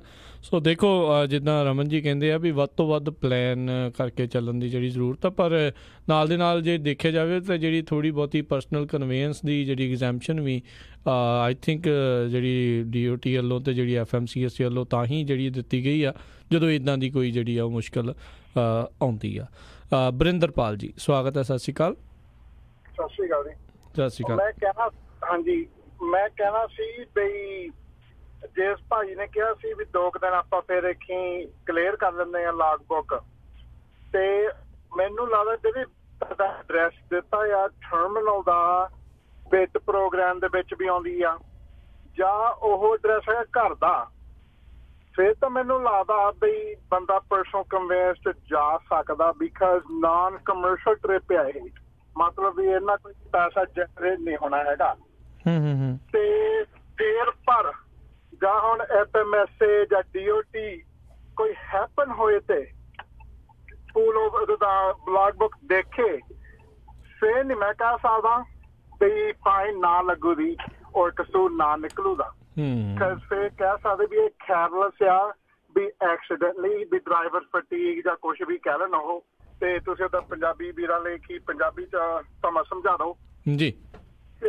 ਪਰ ਜਾਂ ਹੁਣ ਤੁਸੀਂ ਪੂਲ ਓਵਰ ਹੋ ਜਾਓ ਸਕੇਲ ਤੇ, ਫਿਰ ਬੰਦਾ ਕਹਿ ਸਕਦਾ ਵੀ ਪਰਸਨਲ ਕਨਵੇਂਸ ਆ ਮੇਰੀ ਹੋਮ ਟਰਮੀਨਲ ਤੇ ਵੀ ਮੈਂ ਉੱਥੇ ਚੱਲਿਆ ਆ, ਵੀ ਨਾਨ ਕਮਰਸ਼ੀਅਲ ਟ੍ਰਿਪ ਆ, ਤੇ ਫਿਰ ਉਹ ਚਲੋ ਜਿਹੜਾ 750 ਦਾ ਮੈਂ ਕਹਿੰਦੇ ਹੁੰਦੇ ਆ ਵੀ ਲੱਗਦਾ ਜਾਂ 1000 ਵੀ ਲਾਗ ਬੁੱਕ ਤੇ ਉਹ ਵੇਵ ਹੋ ਜੂ, ਔਰ ਉਹ ਤਾਂ ਫਿਰ 1-on-1 ਹੋ ਜਾਂਦੀ ਹੈ ਨਾ, ਪਰ ਉਹਦਾ ਕਰਨਾ ਨਹੀਂ ਚਾਹੀਦਾ। ਜਿੱਦਾਂ ਹੁਣ ਹੁਣੇ ਕਹਿ ਕੇ ਗਏ ਆ ਵੀ ਚੇਂਜ ਜਿਹੜੀ ਆ ਵੀ ਸਾਰੇ ਗ੍ਰੈਸਪ ਨਹੀਂ ਕਰਦੇ, ਬੰਦਾ ਦਾ ਮਨ ਨਹੀਂ ਲਾਉਂਦਾ ਇਹਦੇ ਨੂੰ, ਬਟ ਯੂ ਸ਼ੁਡ, ਨਵੀਂ ਚੀਜ਼ ਆ ਚੱਲਦੀ ਆ ਜੀ, ਚੱਲਣਾ ਪੈਣਾ ਉਹਦੇ ਅਕੋਰਡਿੰਗਲੀ। ਹਾਂਜੀ ਹੋ ਗਿਆ, ਪਰ ਉਹ ਤਾਂ ਦੇਖੋ ਜੀ, ਜਾਣਾ ਪਏ ਬੰਦਾ ਕਰ ਸਕਦਾ। ਥੈਂਕ ਯੂ ਬਰਿੰਦਰਪਾਲ ਜੀ, ਸਤਿ ਸ਼੍ਰੀ ਅਕਾਲ। ਹਾਂਜੀ, ਇਹਦੇ ਵਿੱਚ ਜਿਹੜੀ ਇਹ ਗੱਲ ਕੀਤੀ ਇਹਨਾਂ ਨੇ ਬਿਲਕੁਲ ਸਹੀ ਆ ਕਿ ਤੁਸੀਂ ਜਿਹੜੀ ਮਿਸਯੂਜ਼ ਆ, ਦੇਖੋ ਕੋਈ ਵੀ ਆਪਾਂ ਨੂੰ ਜੇ ਛੋਟ ਮਿਲਦੀ ਹੈ ਨਾ ਤੇ ਆਪਾਂ ਨੂੰ ਉਹਦੀ ਮਿਸਯੂਜ਼ ਕਰਨੀ ਜਿਹੜੀ ਆ ਹਮੇਸ਼ਾ ਉਹ ਤੁਹਾਨੂੰ ਜਿਹੜੀ ਆ ਉਹ ਨੁਕਸਾਨ ਕਰਦੀ ਆ, ਔਰ ਬਿਲਕੁਲ ਮੁਸ਼ਕਿਲ ਚ ਪਾਊਗੀ। ਸੋ ਜੇ ਛੋਟ ਕਿਤੇ ਮਿਲੀ ਆ ਉਹਨੂੰ ਛੋਟ ਨੂੰ ਪ੍ਰੋਪਰਲੀ ਕਹਿੰਦੇ ਆ ਨਾ ਵੀ ਜੇ ਐਂਟੀਡੋਟ ਮਿਲਿਆ ਤੇ ਐਂਟੀਡੋਟ ਨੂੰ ਪ੍ਰੋਪਰ ਟਾਈਮ ਤੇ ਪ੍ਰੋਪਰ ਜਗ੍ਹਾ ਤੇ ਯੂਜ਼ ਕਰੋ ਤੇ ਉਹ ਕੰਮ ਕਰਦਾ। ਜੇ ਐਂਟੀਡੋਟ ਆਪਾਂ ਸਾਰਾ ਦਿਨ ਪੀ ਜਾਈਏ ਤੇ ਉਹ ਐਂਟੀਡੋਟ ਨਹੀਂ ਰਹਿ ਜਾਂਦਾ, ਨਹੀਂ ਪੈਂਦਾ। ਜੀ ਬਿਲਕੁਲ। ਸੋ ਇਹ ਸਾਰਿਆਂ ਨੂੰ ਹੌਲੀ ਹੌਲੀ ਜਿਹੜਾ ਆ ਇਸ ਦਾ ਯੂਜ਼, ਇਸ ਦੀ ਪਲਾਨ ਜਿਹੜੀ ਕਰਨ ਦੀ ਜਿਹੜੀ ਜ਼ਰੂਰਤ ਹੈਗੀ ਆ। ਕੱਲ੍ਹ FMCSA ਨੇ ਇੱਕ ਨਵੇਂ ਆંકੜੇ ਜਿਹੜੇ ਆ ਉਹ ਜਾਰੀ ਉਹਨਾਂ ਨੇ ਕੀਤੇ ਆ। ਕਹਿੰਦੇ ਵੀ 18 ਦਸੰਬਰ 2017 ਜਿੱਦਣ ਤੋਂ ELD ਲਾਗੂ ਹੋਣੀ ਸੀਗੀ, ਉਸ ਤੋਂ ਪਹਿਲਾਂ ਕਹਿੰਦੇ ਜਿਹੜੀ ਕੰਪਲਾਇੰਸ ਦੀ ਜਿਹੜੀ ਪਰਸੈਂਟੇਜ ਦੇਖੀ ਗਈ ਸੀ ਵੀ ਕਿੰਨੇ ਲੋਕਾਂ ਨੂੰ ਆਊਟ ਆਫ ਸਰਵਿਸ ਕੀਤਾ ਜਾ ਰਿਹਾ ਸੀ, 1.19% ਤੱਕ ਜਿਹੜੇ ਆ ਲੋਕ ਆ ਜਿਹੜੇ ਡਰਾਈਵਰਸ ਆ ਉਹਨਾਂ ਨੂੰ ਆਊਟ ਆਫ ਸਰਵਿਸ ਕੀਤਾ ਜਾ ਰਿਹਾ ਸੀ ਆਊਟ ਆਫ ਸਰਵਿਸ ਕੰਪਲਾਇੰਸ ਦੇ ਮਾਮਲੇ ਦੇ ਵਿੱਚ। ਕਹਿੰਦੇ ਜਿੱਦਾਂ ਹੀ ਜਿਹੜੀ 18 ਦਸੰਬਰ ਤੋਂ ਇਹਨਾਂ ਨੇ ਲਾਗੂ ਕੀਤੀ ਆ, ਉਹ ਜਿਹੜੀ ਘਟ ਕੇ 0.83 ਤੇ ਆ ਗਈ।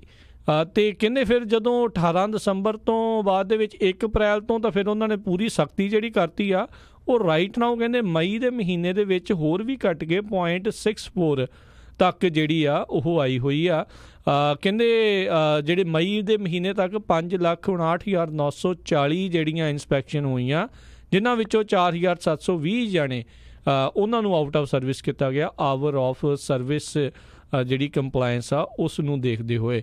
ਸੋ FMCSA ਰਾਈਟ ਨਾਓ ਆંકੜੇ ਇੱਦਾਂ ਦੇ ਪੇਸ਼ ਕਰ ਰਹੀ ਆ ਜਿਸ ਦੇ ਨਾਲ ਇਹ ਸ਼ੋ ਹੋ ਰਿਹਾ ਆ ਵੀ ELD ਲੱਗਣ ਦੇ ਨਾਲ hour of service the compliance ਜਿਹੜੀ ਆ ਉਹ ਇੰਪਰੂਵ ਹੋਈ ਆ, ਉਹ ਵਧੀ ਆ। ਬਿਲਕੁਲ ਜੀ ਬਿਲਕੁਲ, ਇਹ ਜਿਹੜੀ ਚੀਜ਼ ਹੈ ਕਿਉਂਕਿ ਜਦੋਂ ਪੇਪਰ ਤੇ ਤੁਸੀਂ ਕਰਦੇ ਆ ਤੇ ਨੈਚੁਰਲੀ ਤੁਸੀਂ ਕੋਈ ਨਾ ਕੋਈ ਛੋਟੀ ਮੋਟੀ ਗਲਤੀ ਜਿਹੜੀ ਆ ਉਹ ਬੰਦਾ ਕਰ ਹੀ ਜਾਂਦਾ ਆ, ਹੋ ਹੀ ਜਾਂਦੀ ਆ, ਕਿਉਂਕਿ ਹਿਊਮਨ ਐਰਰ ਹੈਗਾ ਆ, ਹੋ ਜਾਂਦਾ ਆ। ਸੋ ਇਲੈਕਟ੍ਰੋਨਿਕ ਲੌਗ ਦਾ ਇਹੋ ਹੀ ਇੱਕ ਫਾਇਦਾ ਆ, ਮੇਰੇ ਖਿਆਲ ਬਿਗੇਸਟ ਫਾਇਦਾ ਹੈਗਾ ਕਿ ਜਿਹੜੀਆਂ ਇਹ ਛੋਟੀਆਂ ਮੋਟੀਆਂ ਗਲਤੀਆਂ ਸੀਗੀਆਂ ਉਹ ਆਲਮੋਸਟ ਨਾ ਦੇ ਬਰਾਬਰ ਹੁੰਦੀਆਂ ਜਾ ਰਹੀਆਂ, ਕਿਉਂਕਿ ਹਰ ਇੱਕ ਚੀਜ਼ ਇਲੈਕਟ੍ਰੋਨਿਕ ਆ, ਹਰ ਇੱਕ ਚੀਜ਼ ਜਿਹੜੀ ਆ ਕੰਪਿਊਟਰ ਦੇ ਨਾਲ ਚੱਲਣੀ ਆ। ਸੋ ਫਾਇਦਾ ਤਾਂ ਦੇਖੋ ਹੈਗਾ ਆ, ਕਿਉਂਕਿ ਕੰਪਲਾਇੰਸ ਦੇ ਵਿੱਚ ਜੇ ਨਹੀਂ ਹੈਗੇ, ਜੇ ਸਾਡੀ ਕੰਪਲਾਇੰਸ ਰੇਟ ਜਿਹੜਾ ਆ ਸਾਡਾ ਜਿਹੜਾ FMCSA ਸਕੋਰ ਆ ਉਹ ਸਾਡਾ ਹਾਈ ਹੋਈ ਜਾਂਦਾ ਆ ਤੇ ਸਾਨੂੰ ਲੋਡ ਲੈਣ 'ਚ ਵੀ ਪ੍ਰੋਬਲਮ ਆਉਂਦੀ ਆ, ਹਰ ਪਾਸੇ ਪ੍ਰੋਬਲਮ ਆਉਂਦੀ ਆ। ਤੇ ਮੇਰੇ ਖਿਆਲ ਦੇ ਵਿੱਚ ELD ਜਿਹੜੀ ਆ ਇਹ ਕਿਤੇ ਨਾ ਕਿਤੇ ਜਾ ਕੇ ਕਾਫੀ ਫਾਇਦਾ ਜਿਹੜਾ ਇਹ ਕਰੂਗੀ। ਜੀ ਜੀ। ਅਤੇ ਰਮਨ ਜੀ, ਆਪਣੇ ਅੱਜ ਦੇ ਪ੍ਰੋਗਰਾਮ ਦਾ ਸਮਾਂ ਵੀ ਜਿਹੜਾ ਆ ਉਹ ਸਮਾਪਤ ਹੋ ਗਿਆ ਆ ਅਤੇ ਆਪਾਂ ਇਜਾਜ਼ਤ ਲੈਂਦੇ ਹਾਂ ਅਤੇ ਨਾਲ ਹੀ ਆਪਣੇ ਸਰੋਤਿਆਂ ਨੂੰ ਬੇਨਤੀ ਕਰਦੇ ਹਾਂ ਅਸੀਂ ਫੇਸਬੁੱਕ ਦੇ ਉੱਤੇ ਇਸ ਨੂੰ ਜਿਹੜਾ ਲਾਈਵ ਕੀਤਾ ਆ, ਜੇ ਕਿਸੇ ਦਾ ਮਿਸ ਹੋ ਗਿਆ ਆ ਆਪਣੇ ਅੱਗੇ ਦੋਸਤਾਂ ਮਿੱਤਰਾਂ ਦੇ ਨਾਲ, ਹੋਰ ਡਰਾਈਵਰਸ ਦੇ ਨਾਲ ਸ਼ੇਅਰ ਕਰੋ। ਹੋ ਸਕਦਾ ਕਈਆਂ ਦੇ ਸੇਮ ਜਿਹੜੇ ਸਵਾਲ ਹੋਣ ਜਿਨ੍ਹਾਂ ਦਾ ਆਨਸਰ ਤੁਹਾਨੂੰ ਇਸ ਦੇ ਵਿੱਚੋਂ ਜਿਹੜਾ ਆ ਉਹ ਲੱਭੇਗਾ। ਅਤੇ ਨਾਲੇ ਬਾਕੀ ਟਰੱਕਿੰਗ ਦੇ ਨਾਲ ਅਤੇ ਦੂਜੀਆਂ ਜਿਹੜੀਆਂ ਰੈਗੂਲਰ ਖਬਰਾਂ ਆ ਉਹ ਵੀ ਤੁਸੀਂ ਇਸ ਪ੍ਰੋਗਰਾਮ ਦੇ ਜ਼ਰੀਏ ਜਿਹੜੀਆਂ ਆ ਉਹ ਤੁਸੀਂ ਸੁਣ ਸਕਦੇ ਹੋ। ਅਤੇ ਹੁਣ ਜਿਹੜੀ ਆਪਾਂ ਇਜਾਜ਼ਤ ਲੈਂਦੇ ਹਾਂ ਰਮਨ ਜੀ, ਮਿਲਾਂਗੇ ਆਪਾਂ ਆਪਣੇ ਸਾਰੇ ਸਰੋਤਿਆਂ ਨੂੰ ਅਗਲੀ ਵਾਰ। ਉਦੋਂ ਤੱਕ ਲਈ ਪਿਆਰ ਭਰੀ ਸਤਿ ਸ਼੍ਰੀ ਅਕਾਲ। ਸਤਿ ਸ਼੍ਰੀ ਅਕਾਲ ਜੀ। ਅਤੇ ਸਰੋਤਿਓ, ਇੱਥੇ ਹੀ ਜਿਹੜਾ ਸਾਡਾ ਅੱਜ ਦਾ ਪ੍ਰੋਗਰਾਮ ਅਪਡੇਟ ਅਮਰੀਕਾ ਹੁਣ ਸਮਾਪਤ ਹੈ। ਤੁਹਾਨੂੰ ਮਿਲਾਂਗੇ ਹੁਣ ਅਗਲੀ ਵਾਰ, ਉਦੋਂ ਤੱਕ ਲਈ ਇਜਾਜ਼ਤ ਦਿਓ ਅਤੇ ਮਿਲਦੇ ਹਾਂ ਤੁਹਾਨੂੰ ਅਗਲੇ ਪ੍ਰੋਗਰਾਮਾਂ 'ਚ। ਬਹੁਤ ਹੀ ਪਿਆਰ ਸਤਿਕਾਰ ਸਰ ਨਿੱਕੀ ਜੀ, ਸਤਿ ਸ਼੍ਰੀ ਅਕਾਲ। ਜਿਉਂਦੇ ਵਾਸਤੇ ਰਹੋ, ਹਾਸੇ ਖੇਲਦੇ ਰਹੋ, ਸੁਣਦੇ ਰਹੋ ਪੰਜਾਬੀ ਰੇਡੀਓ USA।